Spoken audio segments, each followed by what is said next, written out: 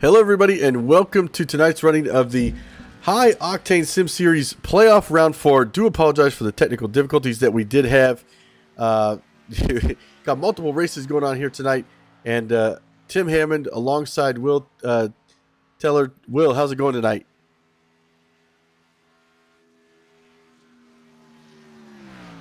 All right, Will has not joined us yet. There he is. Right now, Martin Plute is your leader currently in the number 91 car. Or I'm sorry, Nick is your current leader in that 22 car. He is a playoff driver right now, going to the inside of Martin Plute.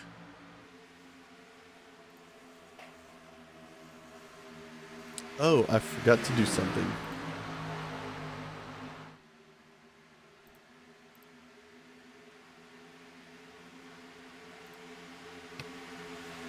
Getting all caught up here. I want to thank everybody for joining us here tonight. 160 laps here at Martinsville, Michigan. I'll get it right, Will.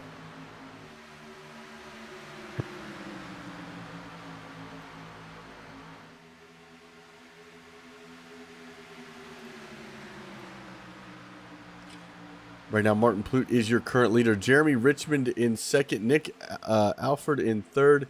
Alan Bledsoe fourth, Riley Hoots in fifth, Matthew Wilson in sixth, Kelly Thomas in seventh, Jacob Fifield in eighth, Matthew Batby in 10th, and Isaac Emerson in 10th. Rounding out the top 10.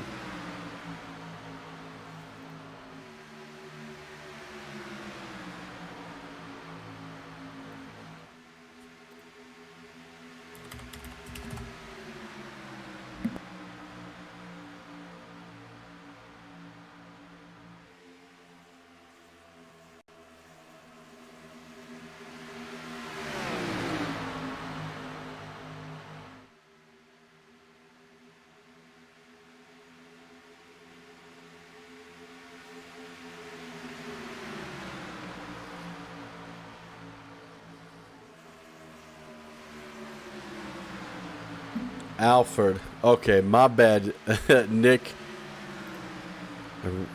Right now, going three wide here on the front stretch. Oh, some bumping back there in the back of the field and collide into the wall. The 51 of Kelly Thomas. Jacob involved in that one.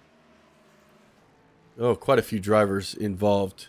Mashburn makes it by. Chris Darling involved. Quite a few drivers here involved in this one.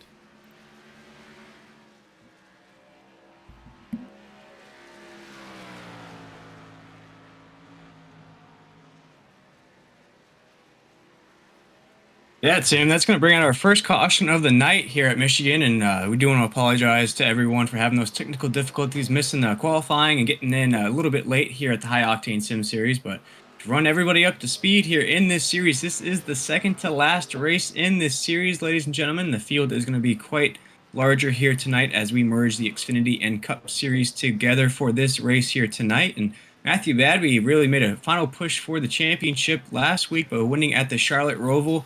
He's got kind of a comfortable lead here heading into the final 2 weeks of the season here in the High Octane Sim Series. But Tim, I mean, with the field as large as it is tonight, it's really anybody's race. It really is, and very unique race, as you said. They've got the Xfinity Series guys mixed in with the Cup Series guys, and I think that's going to make things really exciting. And we've got to kind of backtrack and bring everything back together now that we're under our first caution. Something that I wanted us to play for the Memorial Day special here tonight at High Octane. We're going to go ahead and go do that right now because it's very special, and I don't want us to go without playing this national anthem. So we'll be right back after this.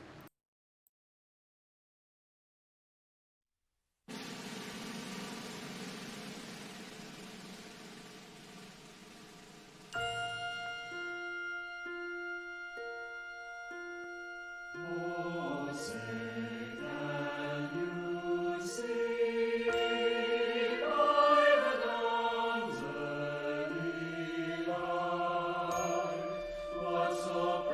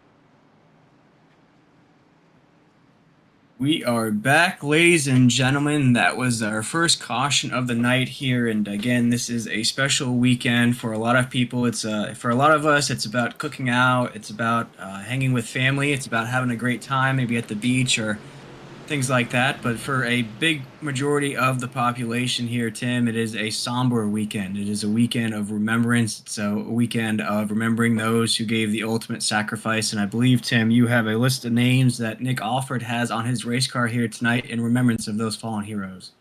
Yes, let me pull those up before we go green here.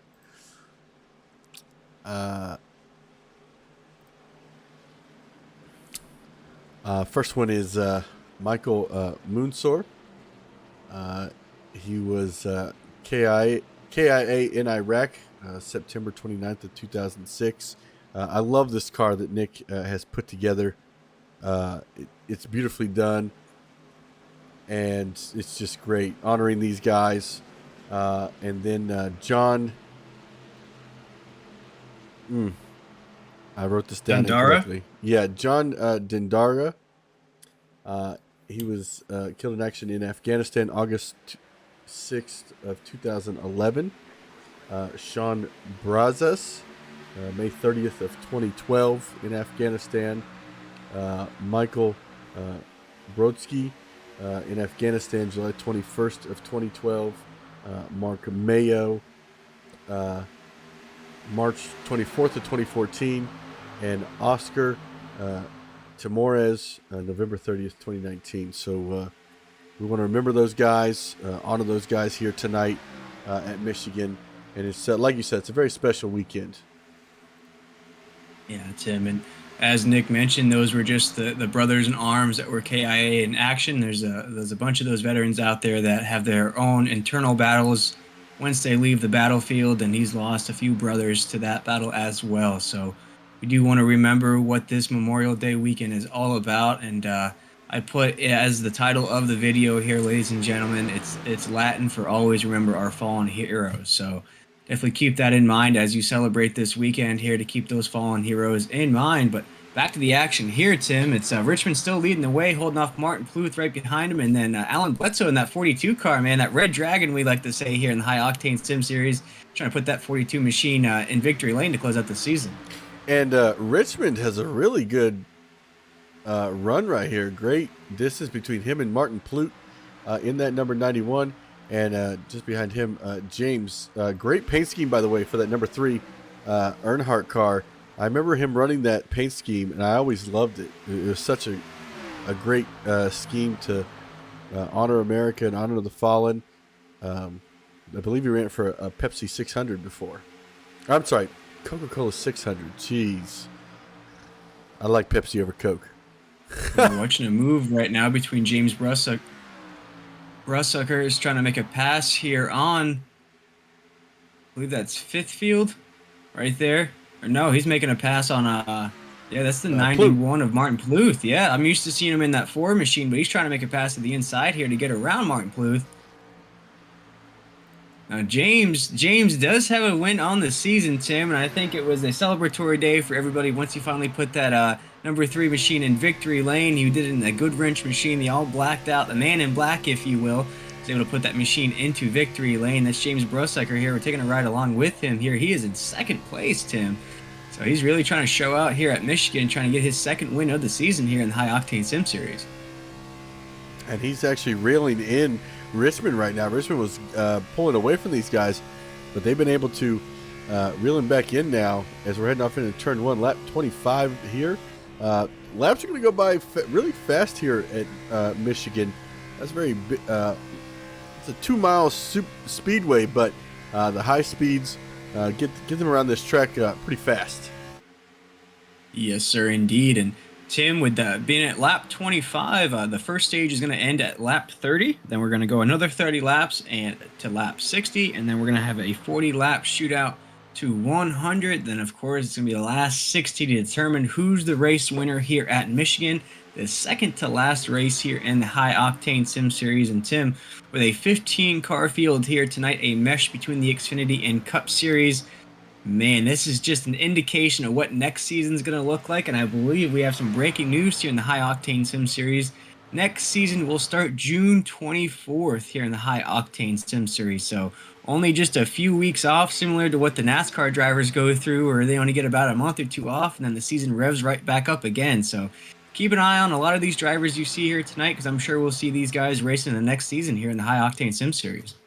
Yeah, we really will. And I feel like their All Star race should be made this way, where the Xfinity and Cup kind of merge together. That'd be pretty sweet. And maybe even have a fan vote. NASCAR just had their race in Texas. Whoa! Well, that was close to that wall.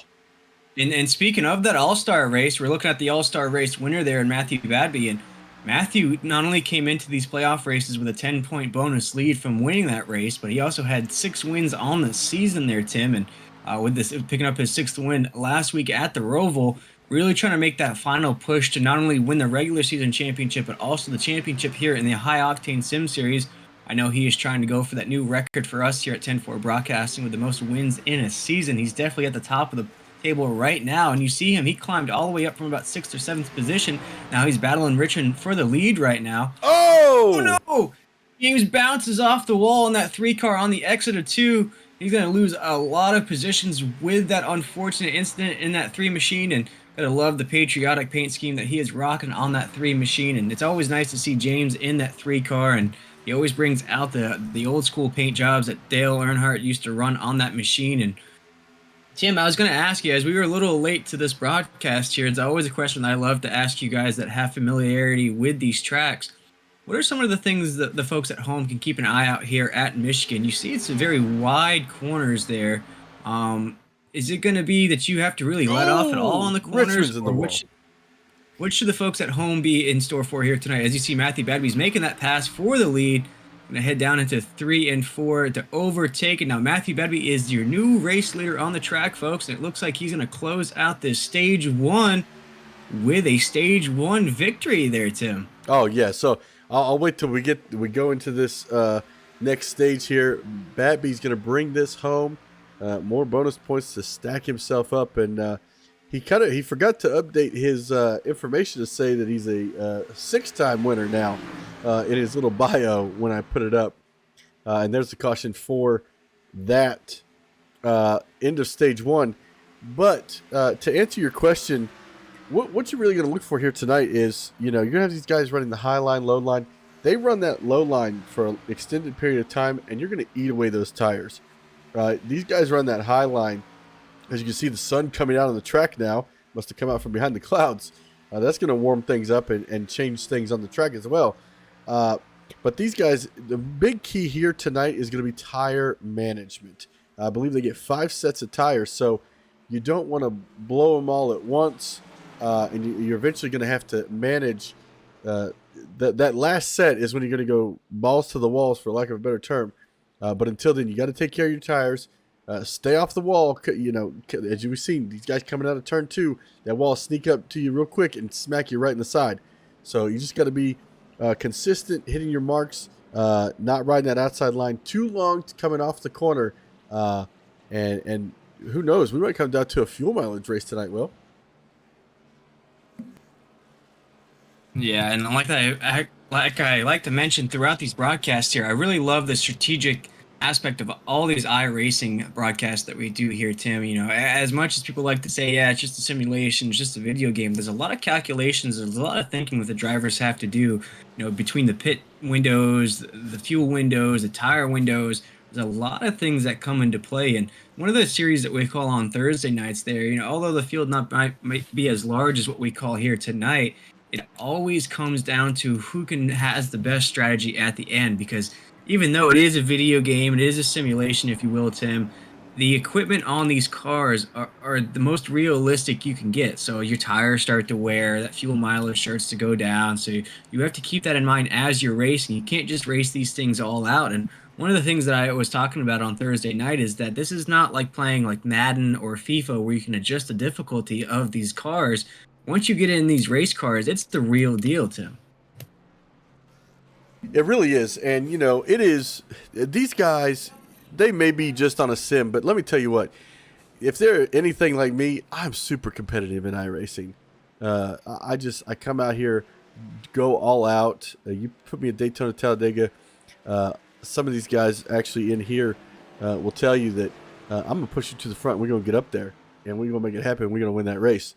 Um, Texas, I love. I'm good at Texas. Michigan, I'm okay. Not the greatest. I don't think I've ever won at Michigan, just because I'm not. I suck at conserving my tires. I'll tell you that right now. That's my biggest weakness in this sim, is conserving my tires. But one thing I do want to do, Will, before we get too far ahead here, I want to go back to that first caution. We didn't get to review because we were trying to catch up from missing the beginning of the race. But kind of just want to go back and see what had happened there. Looking. Yellow flag. Here we go. Okay, so we're going to go back and take a look at that. Oh, man. Kind of happened fast.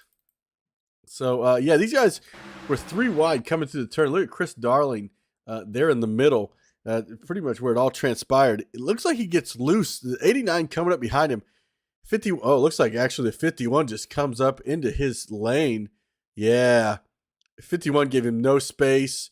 Then it's a whole shebang of kind of ping pong at that point. 45 comes back down into the 11 and just chaos erupts from there. Wow, Batby's involved in that. I did not realize that he was. So that's going to come into play there towards the end for Babby there, because you only get 1 fast repair in this race. Maybe 1 or 2, Tim, if I'm not mistaken. But that's definitely going to come into play towards the end of this race. We're riding on board with Batby here. See if 51 just comes right up and creates a chain of events. Man, it's such an early wreck, too. But now back here up front, Plute is your leader. Jacob, who we just saw in that accident, is in second. Christopher Darling in third. Matthew Batby in fourth. Ben Mashburn in fifth. Riley Hoots in sixth. Alan Bledsoe in seventh. Kelly Thompson in eighth. Isaac Emerson in ninth. And Nick Alford in fourth. I'm sorry, 10th. Holy moly. I'm all over the place, Will. Yeah, and as you see it going down that grid there, Tim, Richmond is all the way down to 12th there, so not the best of pit stops there for Richmond.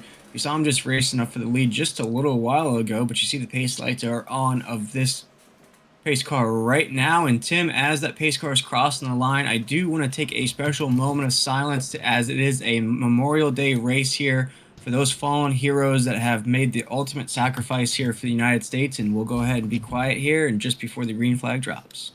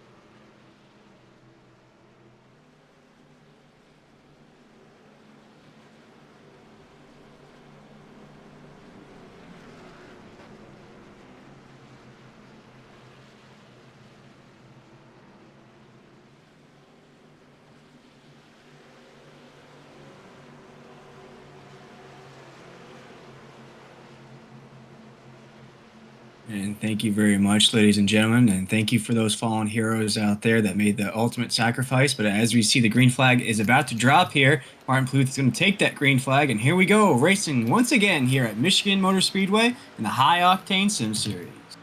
And that was a big checkup there before we got to that green flag. Kind of separated the field a little bit there. As we look back, they were all really tight. And Martin just kept waiting to take that green flag.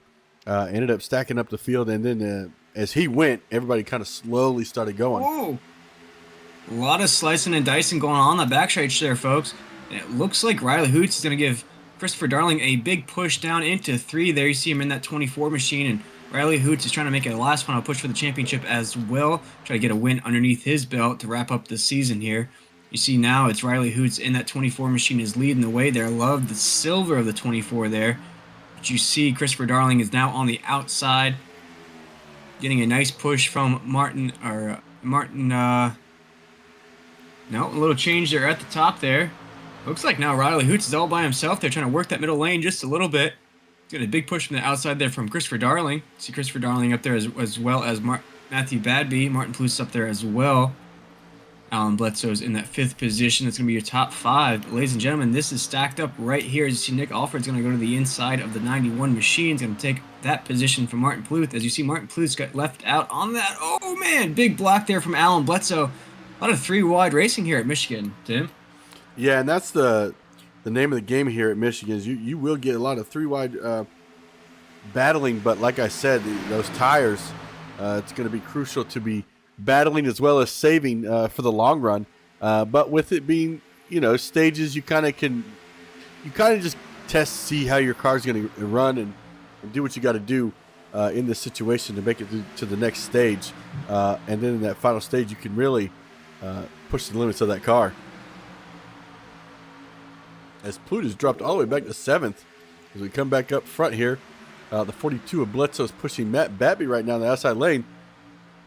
As we see Nick on that inside lane, and you can see, look at all the drivers driving different lanes. Like literally from the front guys, there's like 4 different lanes being driven right now.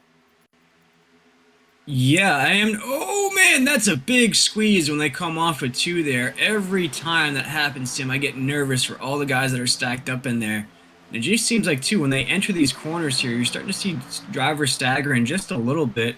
Whether it's starting to check up between the drivers there at the top. You see Christopher Darling runs, or Nick Alford is now up there in the lead. Saw him run Riley Hoots up the track just a little bit there, let him know he was there.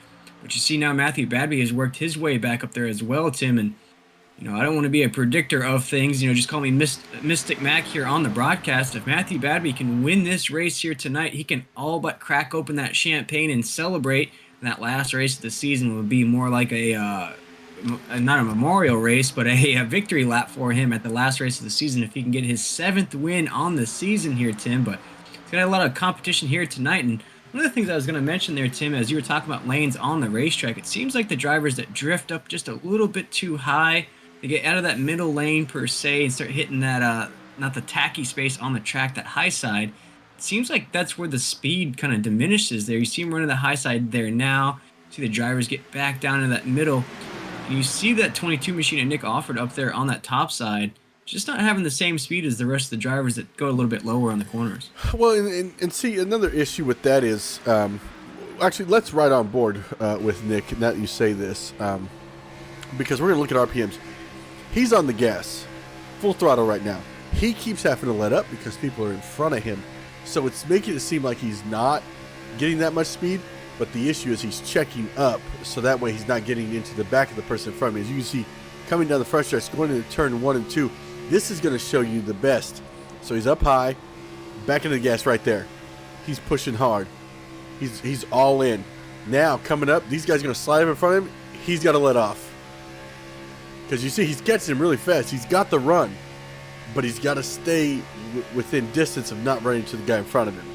So that's why it makes it seem like he's not going as fast, but he is going probably about 2 to 5 miles an hour faster than these guys. But every time they slide in front of him, it messes him. It's going to mess him up every time.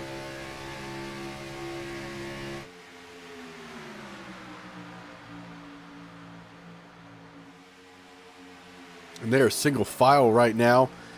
First through 4th, and now Badby dives to the inside.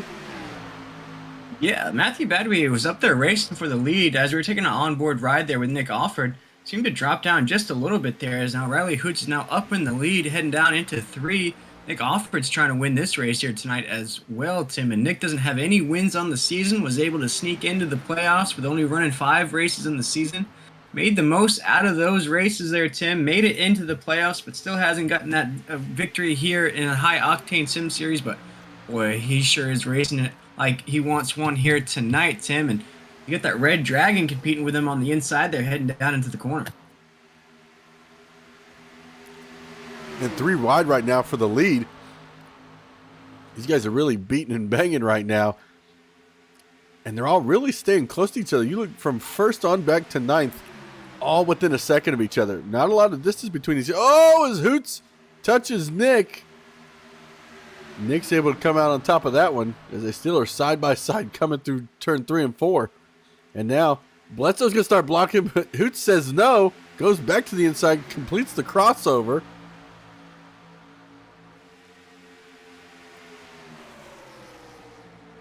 This is unbelievable right now. You know, you would think that we were coming down to 10 to go.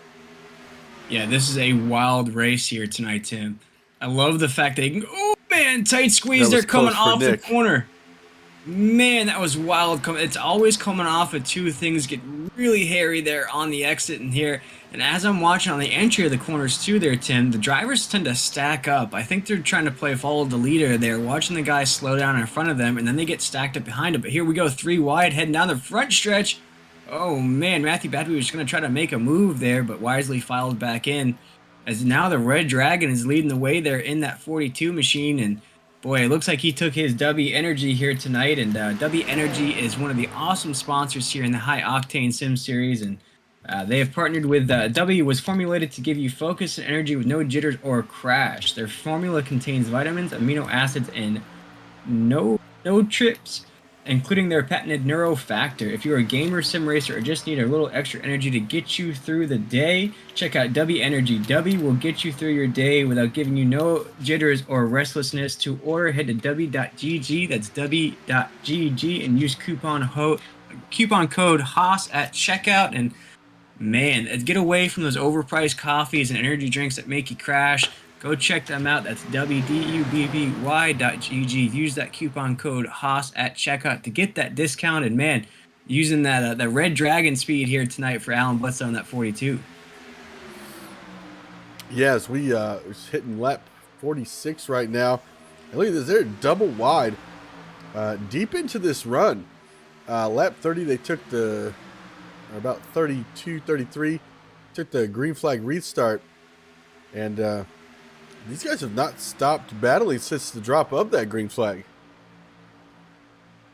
No, they haven't. This has been high octane from the minute we came on the air here, folks. And again, we do want to apologize for those technical difficulties here tonight. We do have another race going on at the same time on YouTube. It's a new series there, the Eastern Late Model Series, but all the attention is on the High Octane Sim Series here tonight. As we just saw contact again there on the backstretch. That backstretch is going to cause a lot of trouble there towards the end of the race there, Tim. It really is. And I'm telling you, coming off of 4, off of 2, it's something about the way the wall sucks you in, as well as, you know, the air from the cars around you. As Bledsoe got a good lead here right now, but I don't think it's going to last too much longer. Because every time there's like distance created, all of a sudden these cars are sucking up really nice to the back of the other guys. And also another thing I want to note, next season here at Haas, they're going to be running the next gen cars. So, you know, this is the last time these guys are going to run these cars here the last couple of weeks. And also, Will, we don't want to forget to mention the High Octane Sim Series is hosting a June 10th Daytona Cash Money Race. It's going to be in the next gen fixed setup, limited tire sets, 2 fast repairs, a live race control, cash payouts to the top 3 finishers, and that's all going to depend on those entries. So make sure you head over to High Octane Sim Series, get that money sent in, get your team signed up, and we're going to be bringing you guys that action right here on 10-4 Broadcasting. 120 laps at Daytona, and that's going to be a lot of fun, Will. Yeah, Tim, especially if you're racing for real cash in that race. There's no reason why, if you're an iRacer, to miss that race right there. And of course, it'll be broadcasted by us here on 10-4 Broadcasting. And man, I can't wait to see that race on June the 10th. We live here on 10-4 Broadcasting. If you want more information about that, go head over to High Octane Sim Series on Discord or check out their Facebook page as well to go ahead and get you signed up for that race. But man, what a race it is here tonight, Tim, as Alan Bledsoe is holding it down there at the lead, holding off Christopher Darling up there. Riley Hoots is right there as well in that 24 machine. Oh, woo, man, big run out of Matthew Badby there. Had to go really low to avoid making contact. Yeah, what a great save, though. Ended up being able to keep going and not make any contact. As I believe we're about 9 laps away from our next competition. Well, stage break. Stage 2 ends at lap 60. And Bappy coming back towards that front, trying to get back into the lead. It's interesting because with Hoots, Richmond back up here, you know, a lot of these guys, they're going from the back to the front, to the back to the front. So maybe they're playing that game to see how good their car is here towards the end, and so they know what they can do with it. Yeah, and Matthew Badby is definitely racing like the Golden State Warriors last night. He wants to wrap up this series championship here tonight, just like they wrapped up the series last night playing against the Mavericks. And you see Matthew Badby is running that inside lane as fast as he can and try to get that 89 machine back up in front there. And man, with 6 wins on the season already, Tim, he wants to get his 7th here tonight, and now all about wrap up this championship. But you see Christopher Darling trying to make a move on Richmond there, going really close door to door there with Richmond, trying to run him down the track there. As you see, Riley Hoots going to take advantage of that on the front stretch. Matthew Badby's going to follow, and you see again Christopher Darling tries to go way low to go door to door with Riley Hoots as he's making a pass. But Riley's already clear of Christopher Darling there, heading down into the corner. As you see, Riley Hoots going to try to link up with Matthew Badby there. As you see, Alan Bledsoe still in the lead there in that 42 machine. He's loving that battle and doing behind him. I didn't even see Darling in the top 5 a few seconds ago. Maybe I missed the name, but and all of a sudden now Paluta's up here as well. This is what I'm talking about. Like, these cars, they're sucking up to each other so well. You know, you can create some distance, but if these guys get that draft, they're coming right back up there for you. You see right now, Alan Bledsoe's still up there trying to get this stage win here. Christopher Darling's right on his tail. Just trying to get around there. And you see right there, we're coming up on a lapped car on the track there, ladies and gentlemen. So we'll see if that comes into play. See, Christopher Darling's right on the tail of Alan Bledsoe now, heading down into 3 and 4. Riley Hoots in that 24 right behind him. You got Richmond right there as well. You got Matthew Badby in the 89, and these 5 cars have been battling it out from start to finish here. You see Martin Pluth just outside of the top 5 right there in the 6th position. Nick Alfred's in the 7th position. Emerson's in 8th. Reedus? Reedus is in the 9th position. Oh, yes. And Kelly Thomas is in 10th. That's going to be our top 10 on the track right now. Looks like Ben Mashburn is just a few ticks behind there in the 14th. James Brussucker is in 13th. And then Matthew Wilson in that 48 machine is in 12th. And then Fifth Field is in 11th there, folks. And that's going to be your grid, as it looks like Mattern has went in to park that machine there. He has a few laps down there on the track, but Alan Bledsoe is still leading the way as they're coming up on the 4 machine right now of Mashburn. So interesting, looking at the statistics, Mashburn just went to pit road, lap 51. So here's what's going to happen. Mashburn's going to try to stay on the lead lap right here. That's what he is doing right now. He stays on the lead lap, but he's going to take the lead away when they go to pits, because he's going to stay out while they go in. So interesting, unless, well, now, I mean, now it's not like he lost a bunch of speed to these leaders, so now that concept is kind of out the window. It seems like a bold strategy to me, Cotton, so we'll see if it pays off for him. And tonight's race, no, as Christopher Darling takes out Alan Bledsoe in the 42, going down the front stretch there. Nice save. Listen, there's nothing scarier than being the guy coming down pit road, minding your own business in that number 26 Phoenix, and all of a sudden there's a car barreling towards you coming in. Listen, there's a couple of replays we got to watch of this one. That was wild. We're going to go back and see what happened here. You saw Christopher Darling racing really aggressive up there with the entire field. Looks like he just caught his fender there on the exit of the corner We're going to go back. Just seemed like a little bit too aggressive racing for me up here in the booth. I want. Here we go. Take a Do a look at it here, slow-mo Tim, here. and see. You can see Darling's front bumper right here. Oh, he just tags him just ever so slightly, but that's all it takes to make something happen here. Now watch this. This is what's wild to me. All right, he's barreling down pit road, completely sideways right now. All of a sudden, turns it, gets it turned, still got those brakes locked up. And the guy in front, not even hesitating, looks at this. Oh, I don't even know if he hit him. I got to go see. I got to go. Where is... Okay, here we go. We're going to ride on the gearbox. Woo! Oh, he does give him a little push. Man, I wasn't sure if he did get into him or not, but I also want to go back here and see where is Darling, because it said he wrecked, so something else happened.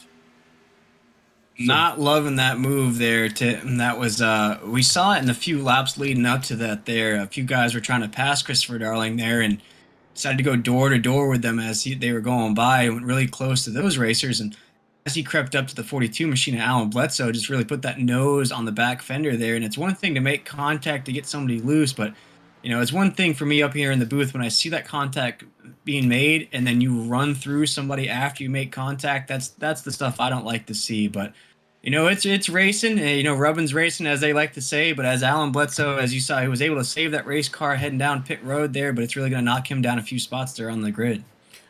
Yeah, and I'll say great sportsmanship by Darling for sitting on, like pulling off the track, letting everybody go by him because he realized what he had done wrong. Because there's a lot of guys who would just run somebody over and then just keep their position, per se, a.k.a. Kyle Busch. But now he's back there 13th, was up there in the lead. So way I see it, it's almost like a no harm, no foul situation because he kind of penalized himself, if that makes sense. That's true. That's good sportsmanship there. It's almost like in soccer, if you have a penalty and you kick the ball back to the other team type of deal. So right. Here we go, folks. But we're gonna have about a lap to go here at the end of the stage. I'm not sure if the stage is gonna end under caution here. That's a good question, actually. Personally, I believe they're going to probably count this as going back green on lap 60, as that was the end of stage 2. So we'll have to get with race control to see who won that stage there, because it looked like that caution was thrown just as they were crossing the start-finish line. So we'll have to check back and see who won that stage, whether it was the 24 or the 89 of Matthew Badby there. I think I can look. Let me look at my notes here. P4, P5, P6, P10, P3. Unsure. It doesn't tell me. Thought my notes it might. 60 laps in the books here tonight. Will, I'm going to go ahead and ask you, who do you have your eye on tonight? Oh, man, don't do that to me, Tim. I am staying away from making race picks for the foreseeable future. Every time I pick a driver, they get in trouble. So I'd say the guys to look out for here tonight, as we're going to go green here once again here, ladies and gentlemen, the High Octane Sim Series. This is the second to last playoff race here. Let's go racing once again. Green, green, green here in the High Octane Sim Series. And that's a scary thing right there. You saw that looks like Hoots was disappearing. So Riley... I'm sorry, Matthew didn't even know when he was going to go because he had disappeared. So that kind of broke things up there for the leaders. Yeah, but it was a good move for everybody to wisely check up there and make sure you don't take out anybody there. And, folks, we're going to have about a 40-lap shootout here to the end of this stage here, Tim. But going back to your question here, is Riley Hoots going to lead them down into 3 with Matthew Badby right on that back bumper. We got fifth field right behind him in 3rd. Good on fifth field to get up there into the mix as well. But some of the drivers, as we have a mix of drivers here tonight, Tim, we have a mix of between the Xfinity Series and the Cup Series here tonight. Of course, the obvious choice would be Matthew Badby in the 89 with 6 wins on the season, as he's going for the lead, just as I mentioned his name there, heading down into 1. That would be an obvious name to look out for in this series. I really like Riley Hoots as well. Hasn't had the playoff run that he was hoping for here towards the end of the season, but another car to look out for in that 24 machine. You know, of course, James. We saw James up there battling for the lead there for a little while as well. He's been really strong in these playoffs here, leading towards the end of the season, as now Riley Hoots is going to go for the lead with James right behind him. See, it's the names I'm mentioning, Tim. So I got to stop mentioning names or these boys are going to get in trouble. You know, I really like Alan Bledsoe as well in that 42. He's down in the 10th position right now, but he's really come on strong here towards the end of these playoffs as well. So a couple of names to keep an eye out for, but of course we have a mix of drivers here tonight. We have some new names as well in the field here tonight, some names that we're familiar with up here in our 10-4 broadcasting booth, as far as Martin Pluth goes and Ben Mashburn goes. Christopher Darling is some names that we've called before in the NSRA Super Speedway Series. So definitely a good mix of skill here tonight, Tim, and it's going to give everybody a run for their money. It's not going to be an easy way to close out that championship.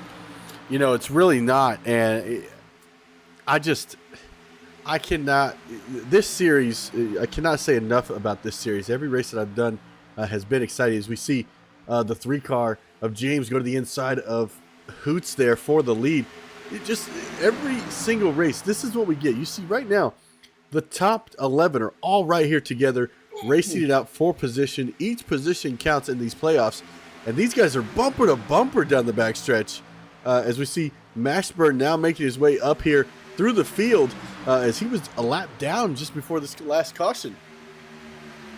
Yeah, so a lot of things are changing on the track, and you know, Kelly's made it come on strong as well here towards the end of the season. You know, there's a lot of drivers that may not be racing for a championship per se, but definitely do want to get a race victory here. It's been a long season for some of these drivers, and you know, what better way to end the season by picking up a race victory with especially a field like we have here tonight that has the mix of drivers.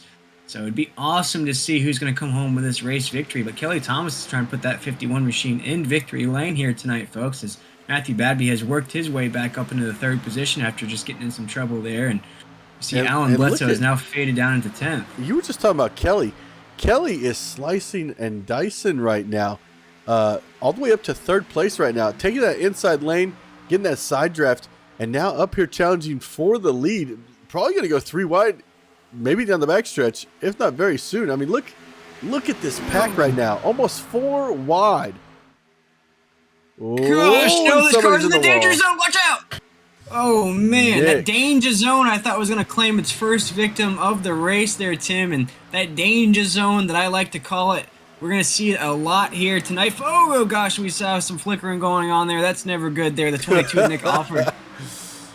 Gosh, yeah. But that danger zone, as I like to call it there, it eats up drivers. And why I call it the danger zone is because nothing ever happens good in that middle lane there. You know, whether you're going to lose track positions in that middle lane, you're sandwiched in between a car on the inside and the outside, so if either one of those cars get loose, there's nowhere for you to go. If you get loose, you're going to bounce off somebody else, and you're going to get in trouble with the other drivers there, as we're seeing it right there, just a little bit there, as he had to squeeze back in. I believe that's Richmond there, went from the middle lane, had to squeeze back out to the outside. Richmond's trying to hold on to that middle lane there, but catching that inside draft just a little bit coming off of Riley Hoots in that 24. But Tim, we see a few drivers try to test out that middle lane there and then just realize, nope, this is not where I want to be, and they file right back in. You know, it's a difficult situation, because I know you have not played iRacing, but to kind of describe what happens a lot, imagine you're between 2 semis on the interstate, and imagine all of you are doing the same exact speed. We'll go with 80 miles an hour. You are being pushed to the left, to the right, to the left, to the right, ever so slightly by the wind coming off of those 2 semis. The same thing is happening here, as well as the air between your car and the car next to you on either side is also sucking you towards that other vehicle. So there's wind pushing, pulling. I mean, you're sitting in the car trying to keep these things off each other, and it's difficult. Yes, sir. That's why it's called the danger zone. It never happens good. Maybe we could take an onboard ride there with I believe that's Martin Pluth right there in that danger zone there, looking at right there. Oh, big move! Oh no! As we hopped on board Martin Pluth there, we saw some action take place right in front of us in real time.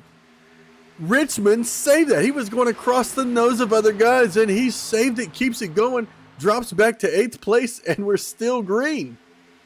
We got to go back and see. That was wild. Oh, yellow flag. Yep, and the caution does come out for that, so we might have some action on the track there, but cue up the Tokyo Drift there. I wonder if you know. Na, na, na, na, na, na, na. I always forget the second lyric of that song, Tim. Tokyo! There you go. That was he must have been playing some the drift game from back in the day. Save that Need race for Speed Underground. Oh, that's you know it, Tim. And we've seen it at a few cars here tonight. Saw that out in Bledsoe. You just saw it out of Richmond there, and it just showcases the skills these drivers have on the simulator. Trying to take us back to okay. Here we go. I'm gonna give it a slow mo here. Coming out of turn 4, looks like Hoots just gets into the back of him, and then he trying to, and then you see Plute go to the inside. He right here, Plute makes a big move to the inside, gets a run below these guys, and just, oh man! Wow, look at the 91, barely avoided that. That's Martin Plute there in that 91 machine. That on board, like I'm telling you, when we were on board for that, I could not believe it. Like, this is what we're gonna do. We're gonna ride. Nope. Where's Martin Plute? Here we go. There we go. We're going to go right here. Boom. Riding on the left front panel. You see, they get loose, goes inside for that big run. And all of a sudden, whoa, inches. Man, I don't even think there was any room to put a piece of paper between these guys. No. And you saw the big move as we were on board. Look at that. There. You saw that big move of having to whip out in front. Man, what a way to save that race car. You get a good shot at his sponsor, that Max Graphics. This is what I'm looking for. Oh, nope. Just, I know where I can go. Right here, gearbox. Yeah, basically, it's this is crazy. Okay, so we're riding on the back bumper. You see, Plute goes to the inside. Whoa, man. What a save. Richmond, I'm telling you. Hats off to Richmond and Plute for it not being worse than what it could have been. That was a wild save there, Tim. We saw it happen live on the track here. And Tim, I mean, this race I know we came on about 14 laps in, but wow, this has been a wild race so far here tonight. We've seen everything. We've seen different leaders up there. We've seen 3 wide, 4 wide racing in some instances. So, man, it's not going to be an easy job to wrap up that championship for Matthew Badby here tonight. Oh, no, not at all. And let me tell you, I knew that Michigan was going to be great to watch. I knew it was going to be a lot of fun for us and the guys out on the track. Because I'll tell you, racing Michigan, it's probably one of my favorite tracks to run at. Just because I said I'm not good at it, don't mean I don't enjoy racing it. Right under Chicagoland for me. Chicagoland, I just love. Every track has its unique situations. I hate Bristol, hate Martinsville. I suck at short tracks, so therefore I don't like them. But these speedways, like Michigan, absolutely phenomenal. It's actually on my bucket list to go watch a race there. And now that I live in Indianapolis, it's much easier to get to. Yeah, definitely be an awesome track to check out. But as we are under caution here, Tim, I believe the caution lights are still on of the pace car there. Just went off. Just went off there. I was going to see if we could get a quick interview in there, but we are just going to take a second here, folks. And as we are under caution here, our 4th caution of the race here, it is time to go grab those snacks. And there's no better place to grab an excellent snack or some munchies, if you will, for tonight's race than Captain Jack's Smokehouse. Man, you got that picture for the food? Oh man, there it is. We wish we had smell-o-vision and taste-o-vision here at 10-4 Broadcasting, or some 3D effects. I'm sure that's coming in the future there, Tim. But give me a second. I'm gonna look at those ribs and the sausage and the pulled pork and the baked beans. I mean, all the accoutrement that you want with your barbecue. There it is right there, Tim. And I tell you, I know you lived in Florida just right down actually, you lived in Vero Beach with me here down here. Give me a And second. I'm we calling can't. up Elon Musk so we can get some smell-o-vision. Uh, We cannot find barbecue like that down here. I think there's a place in Melbourne right up the street for me that may be close to this, but nowhere near the amount of food that you'll get from Captain Jack Smokehouse. If you live near Amelia Island, go hit them up on Google, Facebook, go find them on there. If they do DoorDash, definitely call up DoorDash to deliver you some food to you. Or if you're close enough to go pick it up, you got some time right now. We got a solid 90 laps to go here. Go get your Captain Jack Smokehouse. Come back to the race here and enjoy that awesome food. But here we go, ladies and gentlemen. We're back to green flag racing. Let's go green, green, green. Once again in there in a high octane Whoa, sim series. what a big jump from Isaac Emerson on that great start there. Wow, look at that. Almost a half a second lead over second place. And Emerson was... I want to give an apology to my mother. I used her phone number to give you all that little ringtone. She's trying to call me back. Mom, I'm busy. Call me back later. As you see, Emerson's up there, and you see Martin Bluth is racing with him side by side now down the backstretch, heading down into 3 and 4. And Emerson, actually, Tim, he is trying to race for his Xfinity Championship here tonight. There's a little bum that the series got merged because he was leading in the points there in that series, but hey, he's showing out here tonight, and he's trying to get that car into victory lane here tonight to not only solidify his Xfinity Championship, but throw his hat in the mix for next year. Yeah, this is a great track to make that practice at. And look at all this. Look at this line of cars on that outside lane as we're going to ride on board with Thomas. Actually, we'll go with Mashburn. He's on that outside lane. All these guys just kind of out there. And you hear Mashburn letting off the gas a lot. He's just letting it go. Gets back into it. Gets that speed off of that 48 car. Whoa, he had to let up a lot. He had a huge run. Big move there to have to avoid Riley Hoots in that 24. And man, it looks like that preferred line as we're looking at these awesome paint schemes here tonight, Tim. And we might have the next caution to go ahead and filter through these paint schemes. It looks like the boys brought out all the paintbrushes here tonight because they are rocking some awesome patriotic paint schemes here tonight in honor of those fallen heroes that we were remembering here. And ladies and gentlemen, you might see some Latin in the YouTube title here in the race, and that Latin saying is always remember our fallen heroes. So, you know, that's what Memorial Day is all about. Oh, man, it's turn 2, Tim. Every time we come off of turn 2, I get nervous for those drivers. That was turn 3 there. So, man, it's on these exits, Tim, they get so close to one another. It's wild. It is really wild. And Darling now making his way back into this picture. Oh! James doing a little wiggly block there, but Darling going to go to the inside with a huge run. Using that inside lane. It looks like we have a new race leader on the track there. It looks like Richmond has overtaken Martin Bluth. Yeah, Richmond is back up front after that huge save.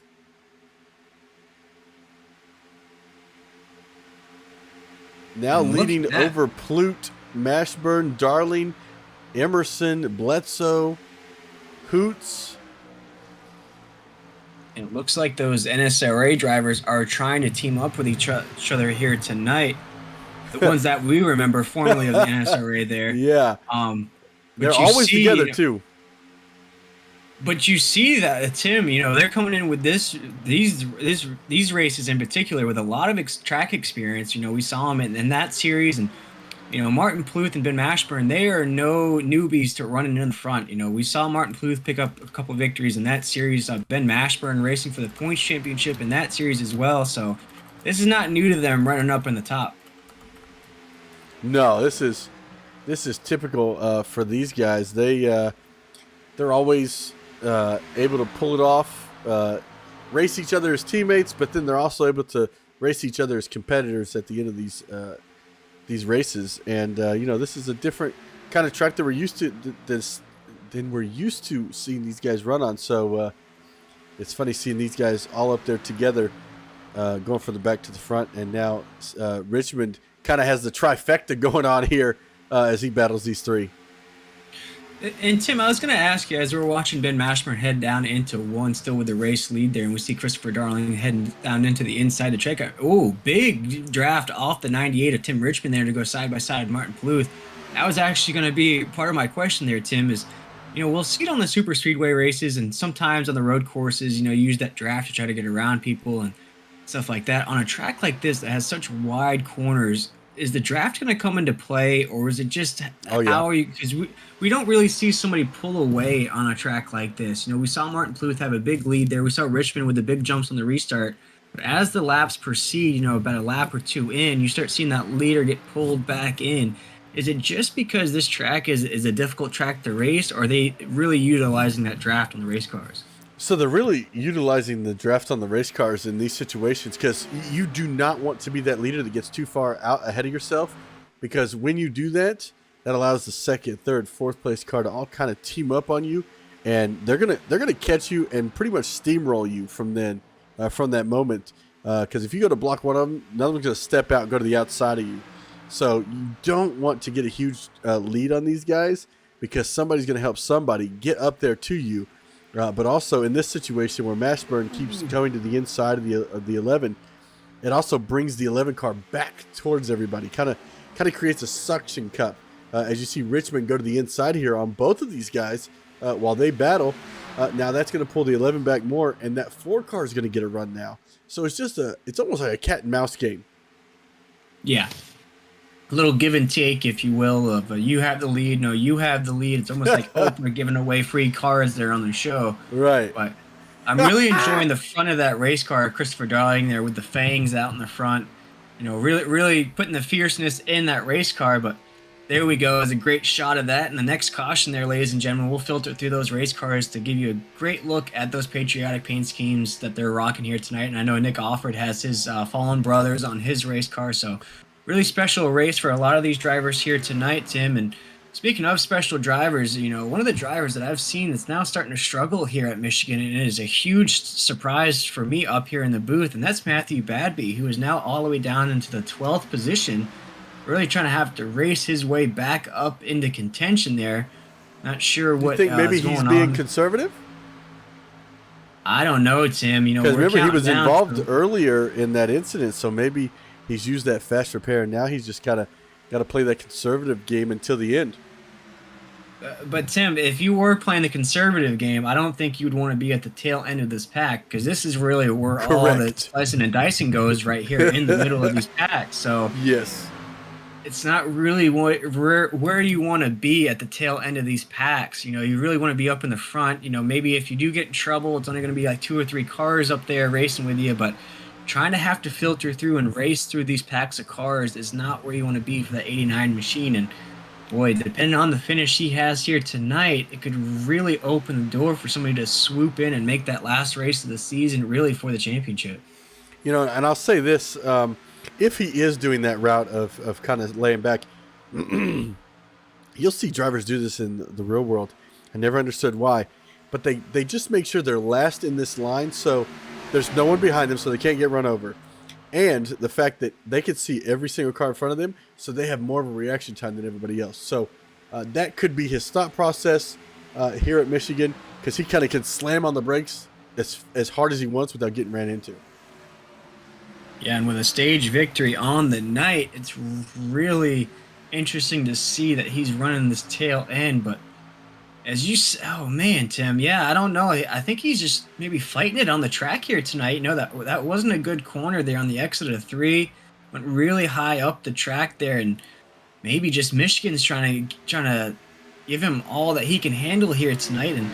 And we saw in one of the series that we call on Thursday night there, and I believe we're at Phoenix, and one of the drivers, and it was interesting to talk about during the broadcast there, just couldn't get the feedback correct on the wheel, and you saw that car struggle all night long around the corners. And if you don't have that feedback and you don't have the car set up just right, you're going to be fighting that thing all night long. And cue up the Lionel Richie, because it looks like Matthew Badby is fighting that thing here tonight. And as you said, he could be playing the conservative game, but boy, with creeping up on only 80 laps to go here, as we just crossed over the halfway mark here, Tim, it's really starting to get to be that time that you need to start working that 89 machine back up there.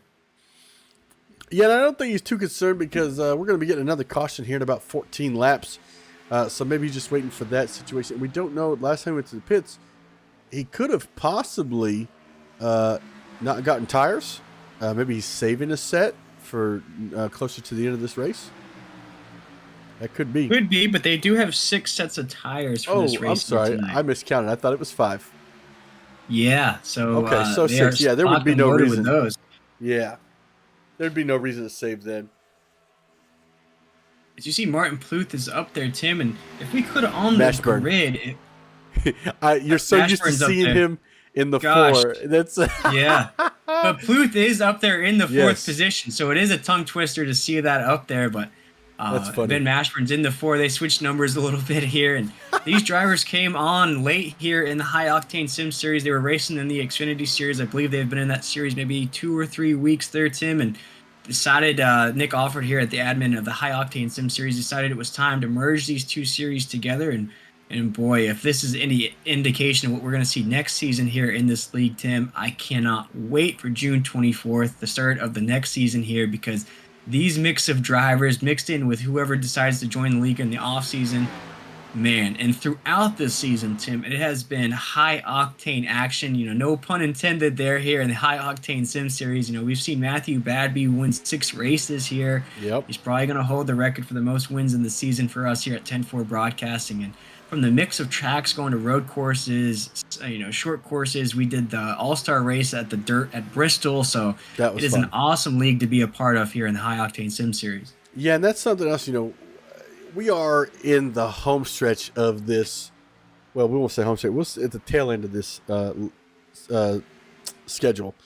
This race, I think we got, one more race after this, I believe at Homestead.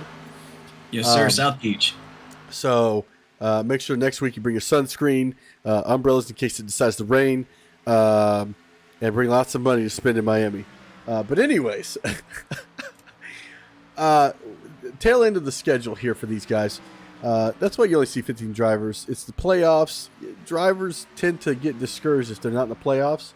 And you'll see a drop-off in leagues where drivers step away because they didn't make the playoffs. In my book, what I would do, if I didn't make the playoffs, you better believe I'm going to be there the rest of the season because guess what?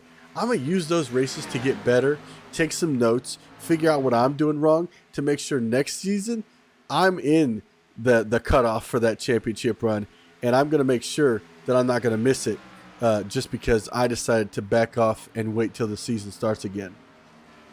And that's just Tim, my opinion. No, it's funny that you mentioned that, Tim, because it's an interesting format here in the High Octane Sim Series. At least it was this season.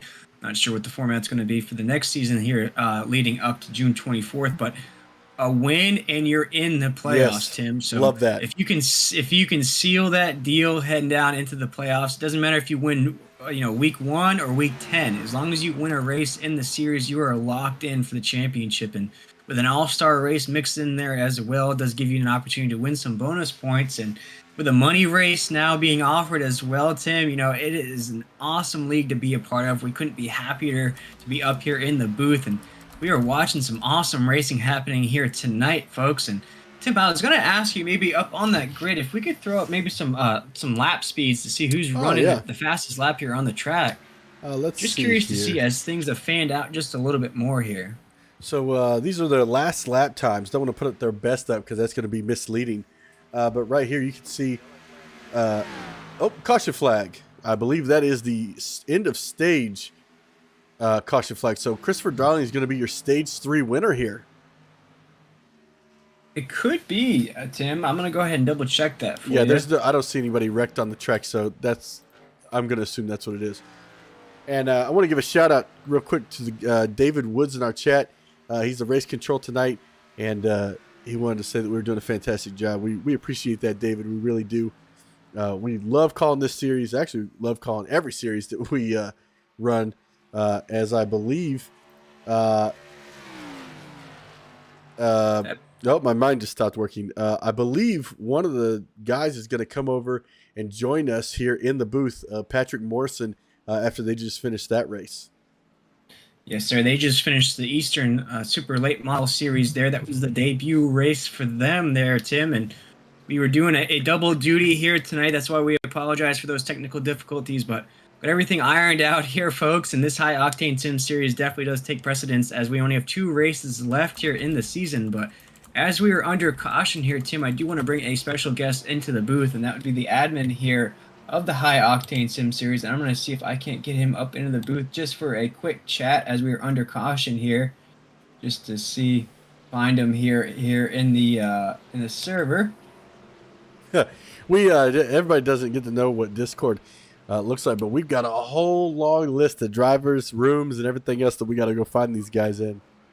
Yes, sir. And we are joined by the admin here at the High Octane Sim Series, Nick Alford. And Nick, we were under caution here, and I just wanted to bring you in for a quick chat. And as we were creeping up towards the end of the season here, we just wanted to maybe get your point of view of what you thought of the season so far. And man, with the mix of drivers we're seeing here tonight, does definitely make the competition a little bit more fierce. Absolutely. The season's been great so far. We just added a few more guys tonight, and then we started our merge with the Xfinity guys tonight too. So some of them stepped up tonight.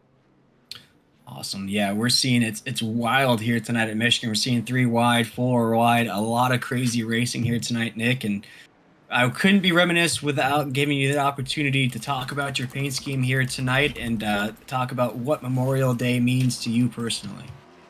Absolutely. So Memorial Day, it's a lot of the military guys think it's about, oh, thank me for my service. It's not. We have Veterans Day for that. We have Armed Forces Day for that throughout the year. Memorial Day is for the guys that gave up their lives for the uniform, for the country.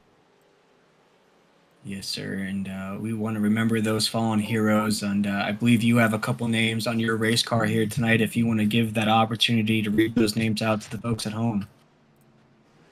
Hang on 1 second.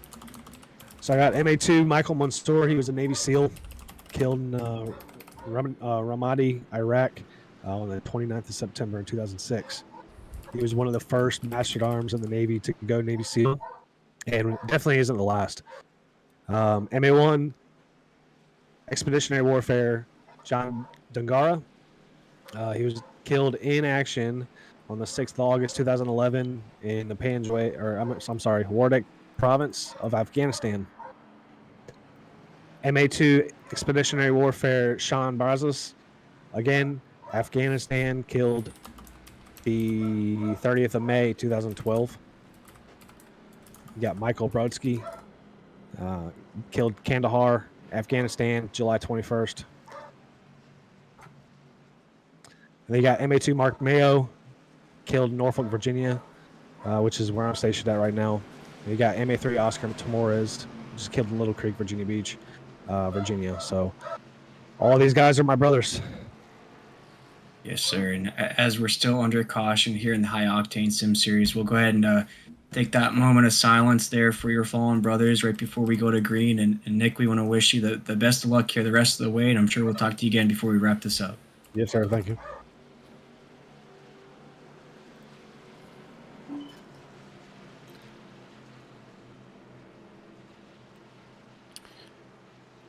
Hey, Will, do you want to jump down to voice channel 2 real quick?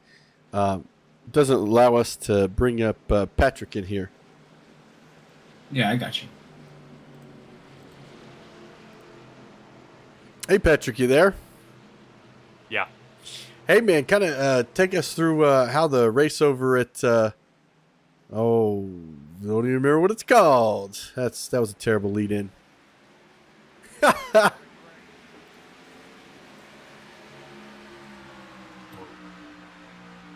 Right now, the green flag is in the air. Ben Mashburn takes off with the lead. As we were taking that moment of silence there for those fallen heroes that are on the race car of Nick Alford here tonight. And that's what Memorial Day is all about there, folks. And we want to appreciate everybody for tuning into this broadcast here tonight. It is a Memorial weekend for a lot of these folks. And the memorial is the thing that we should be remembering here this weekend. But Tim, what a race it has been here tonight to bring Patrick up to speed. Has been 3 wide, 4 wide racing. A lot of the race here tonight. We've had multiple lead changes here tonight. A few cautions, not many, Tim. As crazy as the race has been here with a lot of bumper to bumper racing. A lot of squeezing coming off of the corners here. We've only had about 3 or 4 cautions here on 97 laps. And those cautions we've only had one crash, and the rest were stage breaks. Wow. Pretty wild racing. As you see, James Brussucker up there as well.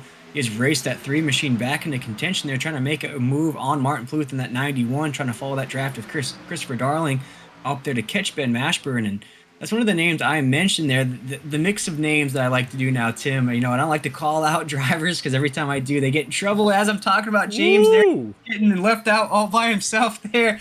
But the 48. But James was actually at the tail end of that pack there before we went under caution. Went down pit road, must have had an awesome pit stop, and that number 3 Goodwrench machine has now worked his way back up into the top 5. So he is trying to race his way into victory lane here tonight. And if he gets 2 wins in the playoffs there, Tim, and the way Matthew Badby is fighting this track here at Michigan, that could be a name we watch out for the championship there towards the end. Wow, yeah, and this being a tough race in here. I've raced with a few of these guys: Ben Mashburn, Chris Darling, Martin Pluth, and I believe Jeremy Richmond. These guys will give you room here to race, but man, they're tough. You can't get around them. They want to battle you for every inch, but they're clean drivers. Now, I'm really curious. Who have you guys picked to win this one so far? We haven't. No race picks. Smart move. We don't want to curse anybody. I completely understand. As you're seeing there, Tim, they're starting to go bumper to bumper there on that top side lane. The drivers that are getting stuck on that bottom lane there are really getting stuck in no man's land there. Revis Island, as I like to say there. There's nobody out there to help. You see Martin Pluth now in that 91 had to file out of that single file lane there. Is losing a lot of positions on the track, trying to get some help from that car behind him there. I believe that is Matthew Wilson in that 48 there is trying to get that car back up in the contention there. But now you see Martin Pluth is having to fight in that 91 there just to stay with this pack there. Yeah, and a quick update on the winningest driver, as you were talking about earlier, Badby, still back here in the back, up to 12th right now. So, I don't know. I'm still going to stick beside the thought process that he's kind of just chilling out because we both have seen his racing all season long, and this is not him. He doesn't just relax and be 7 seconds behind the leader. I like your optimism there, Tim, but just looking at the pure lap speeds on the track, he is a second off from that lead pack there.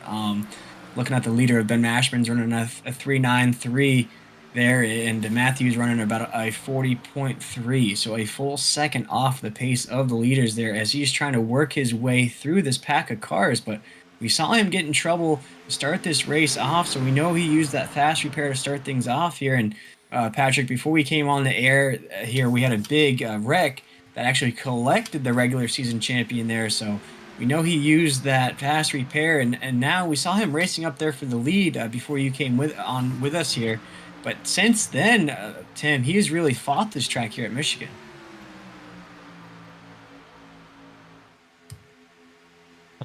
Oh, sure, but yeah, me neither. The difficult part about Michigan is it's a very aggressive line to take down at that yellow line. Really, Michigan, your friend is the extreme high line. To me, I find that's where you get the most tire savings and the most speed. But as soon as you break away, you decide to drop down a little low and hop out of line. I mean, it really dials you back like any super speedway. You rely on the draft to keep the speed, keep up the lap times and fuel savings. The more you keep popping out for fresh air and things like that, it's just going to get harder and harder for you as you're going to be marching back, trying to find your way back into the line.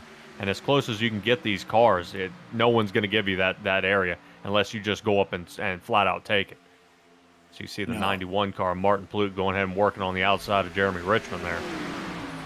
Yeah, he kept trying to go to the inside there, but like you said, that yellow line, it really just, you're really eating away at the tires when you're riding that low. You get a good run.